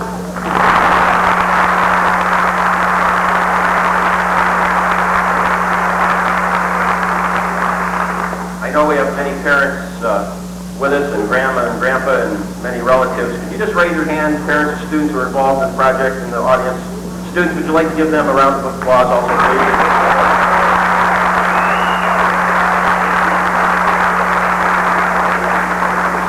In many ways, it's like being back at an elementary school program when the kids walk up on the stage and they wave to mom and dad. People are really glad to see each other again. It's been a long time.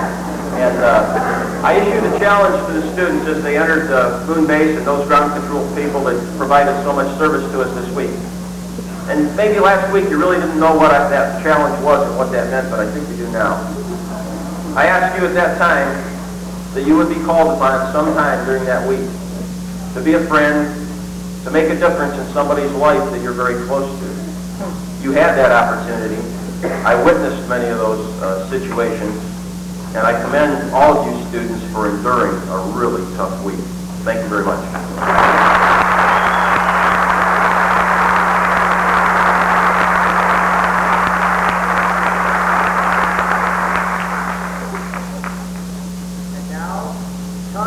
Congressman Tom Sawyer.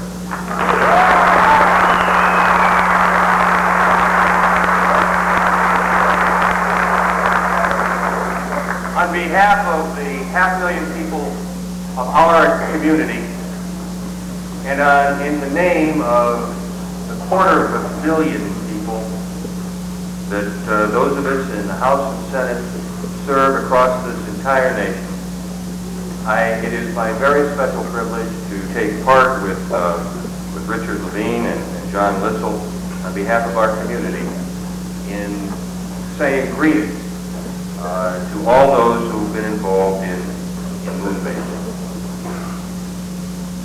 This has been billed as a closing ceremony, and so it is. But in a much larger way, this is an opening ceremony. It is an opening of the the hearts of this community, the minds of an entire student body, and the imagination of an entire country. The work that has gone on here has not just been those few score students who were involved directly in Moonbase, or the entire student body that supported it, the faculty and community that made it possible. It really is about the future of America. The distance between that biplane and that space shuttle is perhaps the greatest distance that this nation has ever traveled. This country is undergoing change at the end of this century at a pace that it has not seen since the beginning of its century. And the lessons that have been learned in Moonbase, the importance of collaboration, of long-range planning, of complex logistics, the development of science that applies itself throughout the universe and here at home, is really a debt that cannot be repaid, except it seeks to replicate it all across this great nation. In that sense, I don't come so much to bring greetings, but rather to bring thanks. The way that all of us who are gathered here can return that thanks is to continue to support the level and quality of effort that takes place here at Copley Fair Lawn and all across the United States. In the end, this is a celebration of what is best in America and what's best in American education. Thanks for the chance.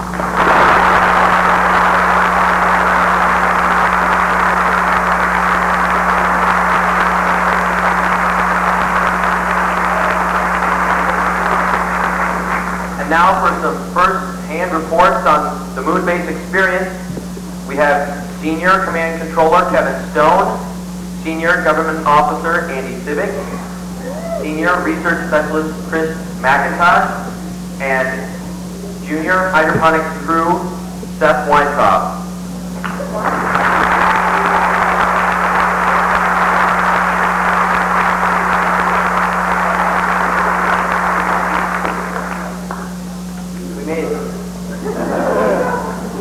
Just had an experience unmatched in this nation.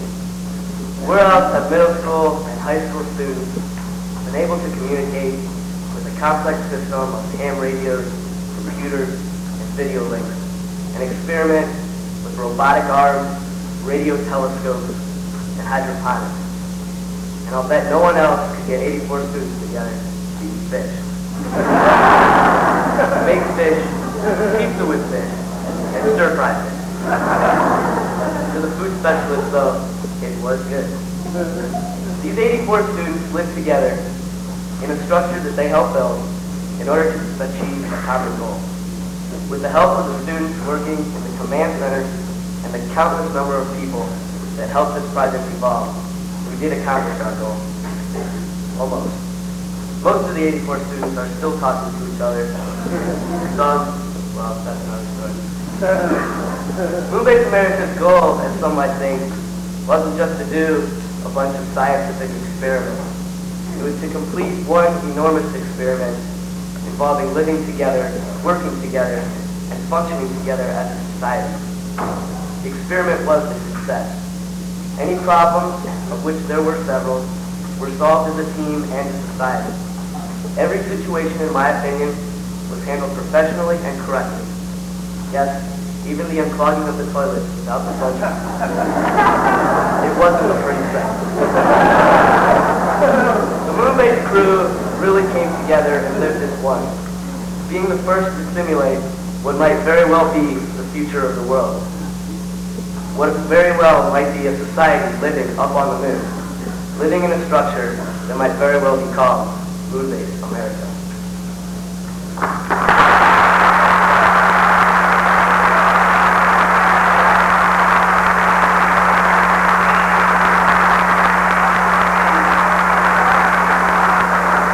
I hope you'll excuse me if some of my stuff seems repetitive, because the feelings are pretty much the same inside, but this is it. We got prepared. Well, we've done it. We've done what nobody else has even attempted. We've survived flood watches, clogged toilets, compact compost piles, fish pizzas, leaky roofs, and my meetings, of course. We've survived blackouts and alarms. We've lived through launch piles and crowded dorms. How do we survive all these dilemmas and trials? Simple. We did it with teamwork. We worked side by side with the skill and temperance of adults and the humor and energy of children. Our contributions to science are very important, and our lessons to society invaluable. We have shown that yes, people can live, work, and play together in peace. Our lesson is one of compassion and consideration. Our lesson is love. I cannot say that after living with those 84 people for a week in an area about the size of a large house, that I don't feel any kind of love for all of them. We all contributed to our own special qualities and let our true personalities show through. That is why Moonbase America was a success, because we lived through trials and lulls with decency and brotherhood. Our work in Moonbase is done, and now it's our job to spread our lessons throughout the world. Thank you.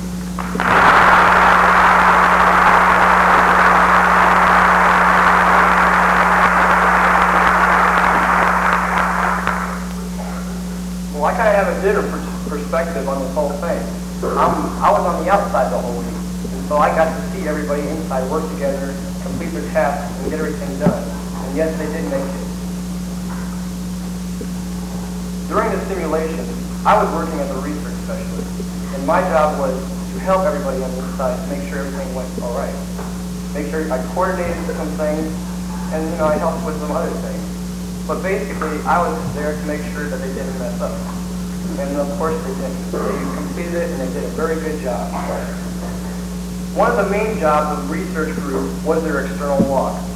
And as you know, every night, 2 students came out and they went around the school grounds and they completed experiments and different tasks. And like I said, I helped them complete those tasks via ham radio and also phone. They did a very good job of this, and they completed every task they set out to do. I also had some tasks of my own. I went to BP America in Cleveland, Ohio, and did some ring flotation mining devices, which is just extraction of metals from ore of rock. The research team also had a ring flotation device on the inside, and with this device, they mined rocks with a donated Schrader Bellows robotic arm. And then they analyzed and collected these rocks and ground them down with the ring flotation device. These are just some of the experiments that the research team did during the week. I'd like to personally congratulate them all. They did a very fine job.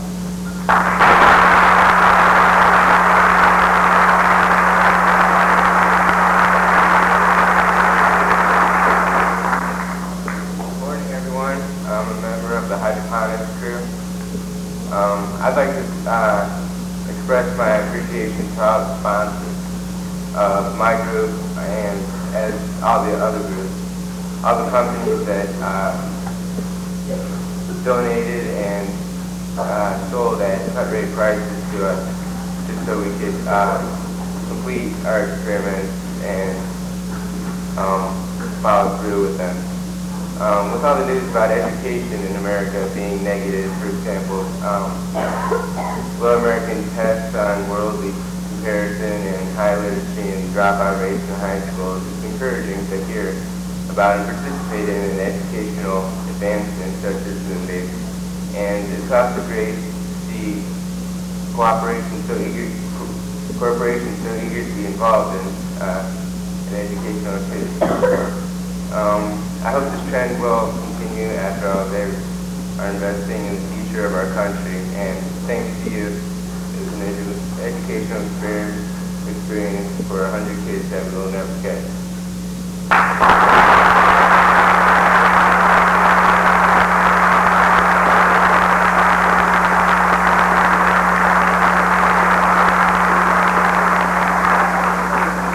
And now for a brief presentation, Heather Paulson.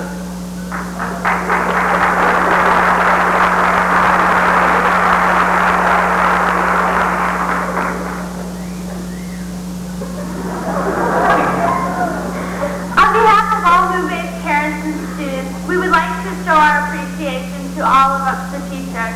We'd like all of the 4 teachers to come down, please.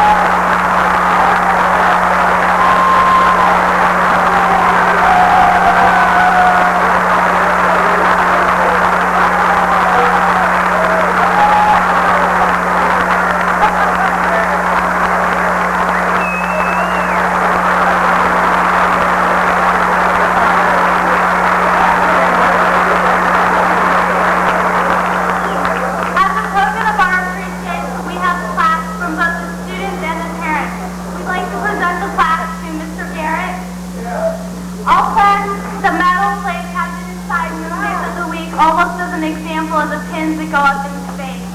Mrs. Forciati.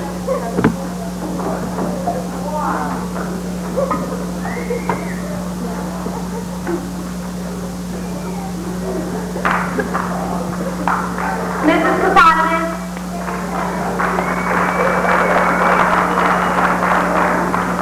And also Mrs. Carolyn Stott.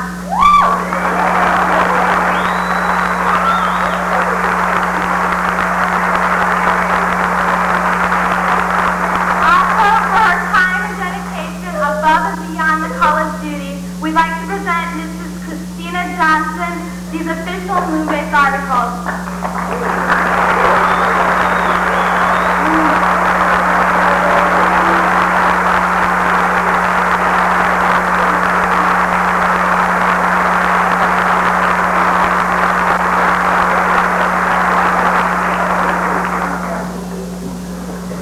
Now Ray Owen, Senior Press Officer.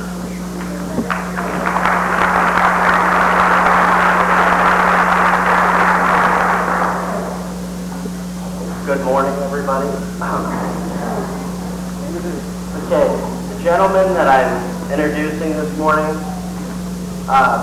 he is born on July 18, 1921 in Cambridge, Ohio. Before starting his school in Concord, or Cambridge, Ohio, his family moved to a nearby New Concord, where he graduated from the New Concord High School. From there, he enrolled in Muskingum College. He had already learned to fly in the small New Philadelphia Air Force before enrolling in the Naval Aviation program shortly after Pearl Harbor. He was commissioned in the Marine Corps in 1943 and served in combat in the South Pacific. He requested combat duty in the Korean conflict, and for his service in 149 missions in 2 years, he received many honors, including the Distinguished Flying Cross 6 Oceans and the Air Medal with 18 clusters. In 1959, he was selected to be one of the 7 astronauts in the U.S. space program. 3 years later, on February 20, 1962, he made history as the first American to orbit the Earth, completing 3 orbits in 5 hours in a 5-hour flight. After 23 years of distinguished service to his country, he retired from the Marine Corps in 1965. He took an active part in politics and early environmental protection efforts in Ohio while pursuing a career as an executive with Royal Crown International. He won a Senate seat in 1974, carrying all 88 counties of Ohio, and was re-elected in 1980 with the largest margin in Ohio history. Ohioans returned into the Senate for a 3rd term in 1986, again with a substantial majority. It's my proud pleasure to introduce this gentleman here with us today, Mr. John Herschel Glenn, Jr.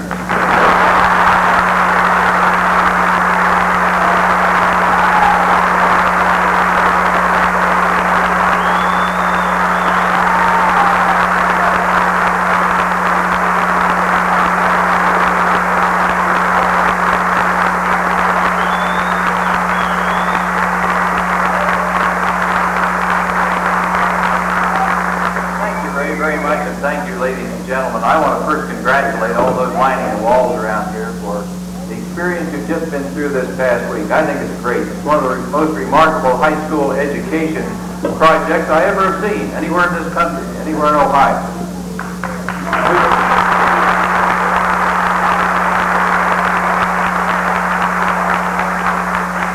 The teachers who were just up here and were honored, my sincere congratulations. This is the kind of innovative, thoughtful teaching and example setting that we need more of across this whole country here. I won't read their names all over again. I was going to, but since they were just introduced to you here and received their mementos here, I won't name them again, but I just say to them, just keep up the good work. I think this is great. And the support you receive from the business community and other volunteers is so impressive, without which this whole thing could not have happened. You know, you went through some of the same things that you really do go through for space flight. You had to prepare. You had to think. And you had to try and foresee what problems were going to arise. You had to train. You had to. That's really the main theme through this whole thing. And you learned from that type of preparation. And I'm sure you learned a great deal from the experience itself. 7 days you've spent out there. And then now that you're back, you want to analyze this. You want to put it to use. You want to think about some other things. But the main thing that's occurred is your curiosity has been stimulated, or you wouldn't have taken part in it. Curiosity is at the heart of every single bit of advance that's gone through the whole history of this world.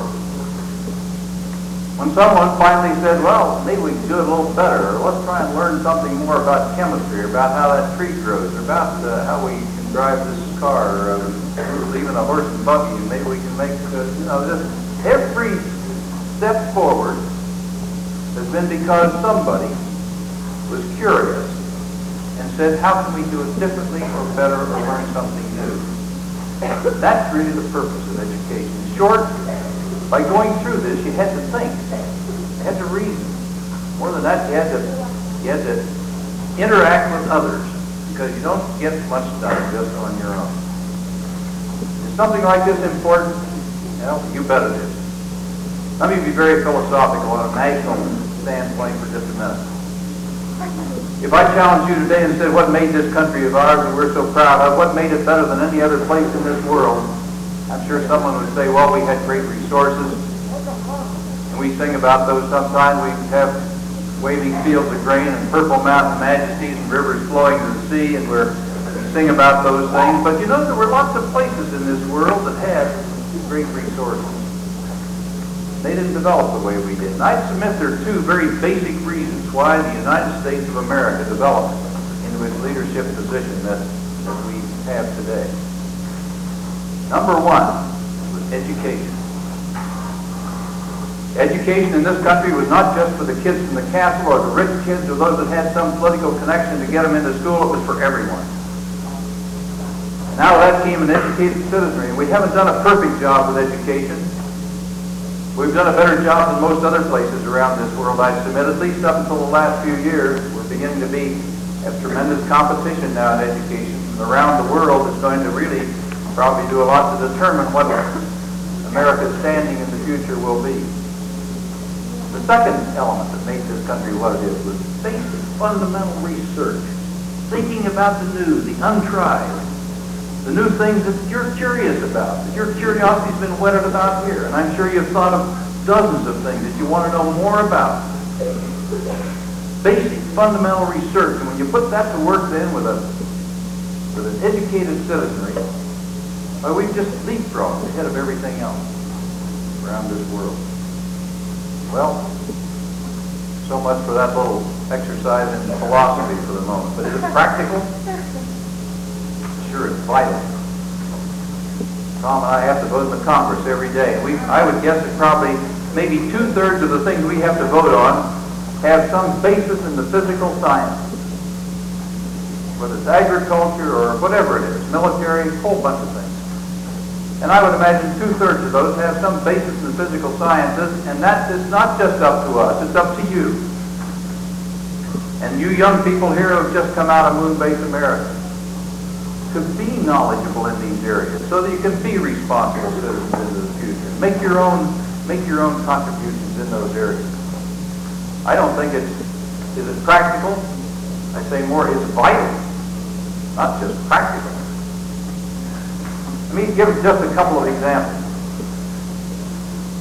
We're concerned about global warming and this environment changing and all these hydrofluorocarbons and all of these things in the atmosphere we think may have a long-term effect on the Earth. And let me give you just one little bit of a personal observation from having been in space. And when I came back after that first orbital flight, one of the things that had impressed me so much in looking back at the earth was not just how beautiful it was, not just you can see continents, you can see places that are so beautiful from up there, but as you go around the earth at each sunrise and sunset, you're able to see the light from the sun coming to you through the Earth's atmosphere and back out then to the spacecraft. One of the things that was so surprising was what a tiny, thin, little shell of atmosphere we live in. Now, I'm sure that all of you on both sides over here in preparation for Moonbase America, I'm sure you studied our atmosphere and our stratosphere and troposphere and all the different spheres we talk about, and in the books, the science books, it looks as though these things are huge and they just go out to an almost interminable distance. But let me put this in perspective from having looked at it from space. Puts it in a little better light, I think. When you look at the Earth, if I was standing here now and we let about 80 inches here represent, which would be about that distance, be about 80 inches, and we had a globe of the Earth here that was 80 inches, with the Earth's diameter being about 8,000 miles, each inch would represent about 100 miles. Now think of a globe this size, 80 inches. Now, come back and think about the atmosphere just a moment. And those charts that you looked at when you studied the atmosphere and the stratosphere and troposphere and all those things. If you take off here in a jet airplane, when you go through about 18,000 feet of altitude, which isn't very high, you've gone through about half of the Earth's atmosphere. And when you go cross country in a jet airliner at 40,000 feet, you are above 80% of the Earth's atmosphere. Above 80% of the Earth's atmosphere, just up here at 40,000 feet. Now, apply that to the globe here. Here's our globe of 80 inches in diameter here. The atmosphere, that 80% of the atmosphere would be about 1/10 of an inch. That's 80% of the Earth's atmosphere on an Earth of this size. We don't live in a shell, we live in a film, a tiny little thin film of atmosphere. Well, and we may have problems with it these days. And so, when you're talking, you're thinking about these things, you're curious about these things, as you were in Moonbase America, and you look at these things, your curiosity has been whetted. And can't we do better at keeping the air clean, not defiling our environment that is so fragile? When you see it from outside the earth, it is so fragile you can't believe it. And I came back and talked about it in debriefings, and every single person that went up after that came back and talked about the same thing, how impressed they were with what a tiny little thin shell we live in. Well, there are lots of other areas too. How about energy? We just came back from the Gulf War. Just getting our people back from the Gulf War over there, basically over what? What's over energy? Very basically, supply of petroleum for the whole world. Our basic fundamental energy supply. Well, if you're in Moonbase America, if you were actually on the moon, you would not have electric supply to just plug into. You would not have a handy corner filling station to pull into. No, you'd have to furnish your own energy from on board, as you know and as you have studied. You've talked about fuel cells, you've talked about solar cells, but how do you store that energy? And how can you use it from large storage or from more compact storage? Now, are these things practical to think about them on the moon? I tell you what's practical in that. I've said for 15 years, there's one way we're going to get out of our energy problems is as we develop a safe, a practical electric automobile. The one thing we need to do that is better energy storage, such as you have studied and thought about here. Maybe some of you can work in that area. I think it has the greatest potential for us for the future. 80% of our driving is within 20 miles of our home. Problem has been that a battery that gets cold and is about half capacity won't quite take you that 100 or 120 miles in cold weather that you'd have to have a practical electric car. But you've thought about the energy that you would need on the moon. And maybe some of those thoughts can lead us into something like a practical electric car one of these days. This is Earth Day, already been mentioned. Cleaning up our environment here. Tom was mayor of Akron. He took me out here one time to how you dispose of your refuse and all the waste we have out here. Big plant, enormous plant. One of our biggest problems these days is what we can do with all of the things that are left over. And so you've had to think about these things. We have thought about the nuclear energy, and yet we have a huge cleanup program that has to go on all over the country. I could go on and on and on with 100 different areas in which we need all of these different things looked into. And what have you done? You've gone into such things as food preparation, hydroponics, fish hatchery, energy production, sick bay. You've had to have that. Government officials, area this, experimental labs, commissary, recreation, electronics, math, English, history, government, business, on and on and on. And you've looked into these areas, and you've been inspired to look further, I hope, because your curiosity has come to the fore throughout this project that you've had.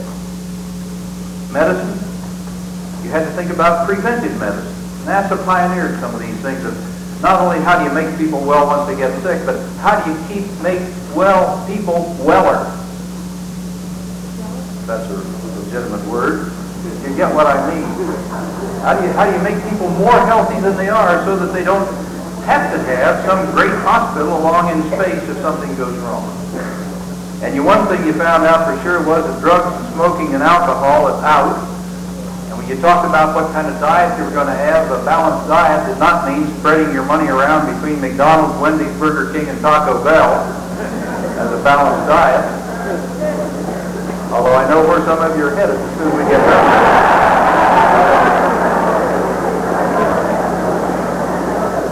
But you had to think about some of these things. And that's great.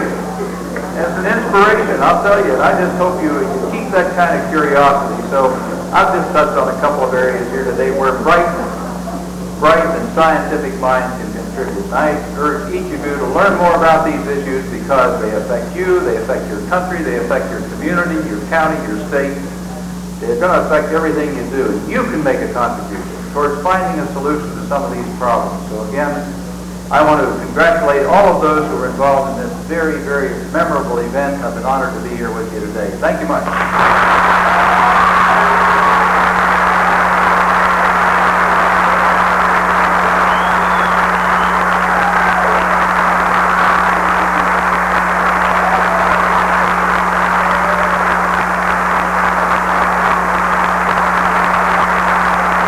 Now, Dr. Marion Rubel, University of Akron.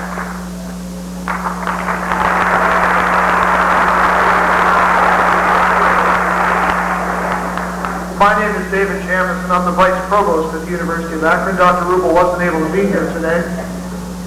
President Hughes asked me to represent him on this occasion. Like Senator Glenn, I'm a graduate of Muskingum College. In fact, two of your faculty at Copley High School are also graduates of Muskingum. And among the receptions that Senator Glenn received when he came back as astronaut John Glenn after that mission that Ray talked about was a welcome home in New Concord, the little town where Muskingum College sits. In fact, I still have a banner at home that some fraternity brothers and I borrowed from one of the phone poles on that occasion. But I remember thinking at the time that Senator Glenn returned that this was really the beginning, not an ending, that it was going to lead on into much more in our space program, and in fact it did. And I have the same thought today as the students in Moonbase America return. This is the beginning of some very, very positive things for these students. And I want to bring the greetings of President Hughes and our faculty at the university to all of you, to the administration for allowing this to happen, to the faculty for leading it, and especially to the project participants, the students, for what you have learned and what you have gained and what you will contribute. As one small tangible recognition of what this means for the future, I'm pleased to announce today that the University of Akron will be extending a 4-year scholarship in the College of Engineering for a student who would be interested in mechanical, civil, chemical, or biomedical engineering to a project participant in Moonbase America. That student will be selected in cooperation with the faculty here at Copley, and we're pleased to recognize you in this fashion. Congratulations to all.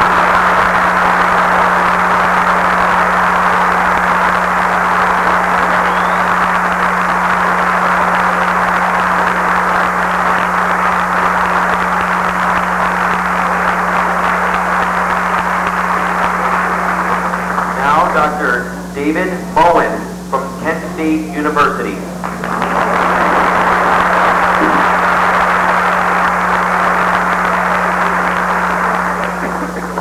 On behalf of the School of Technology at Kent State University, I'm pleased to award a scholarship to one of the members of Moonbase America.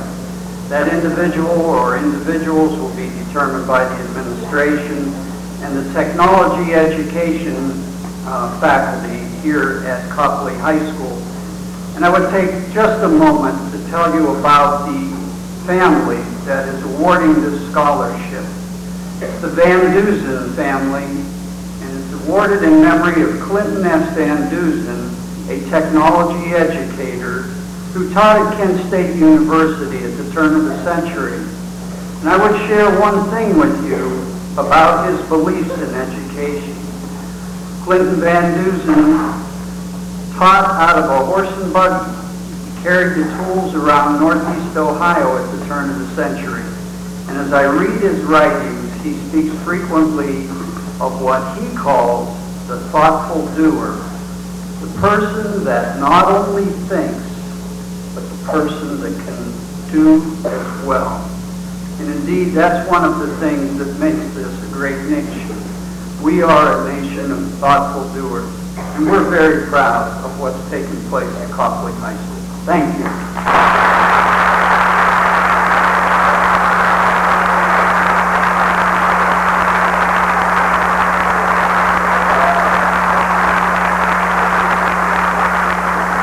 Would Senior Security Officer Julie Salmon please move forward to the lectern?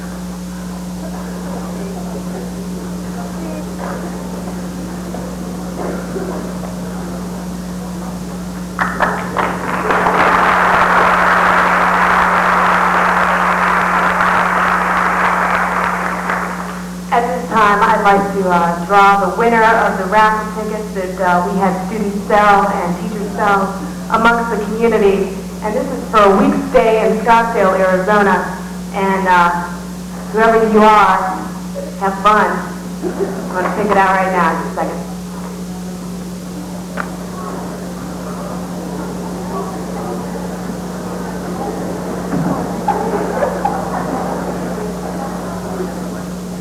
Okay, and the lucky winner is Terry Spicer from Medina, Ohio.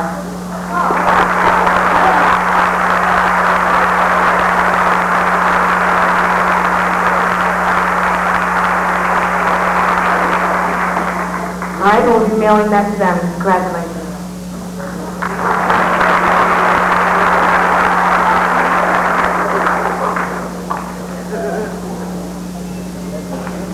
Now, can we have a round of applause for the Moonbase students as they exit?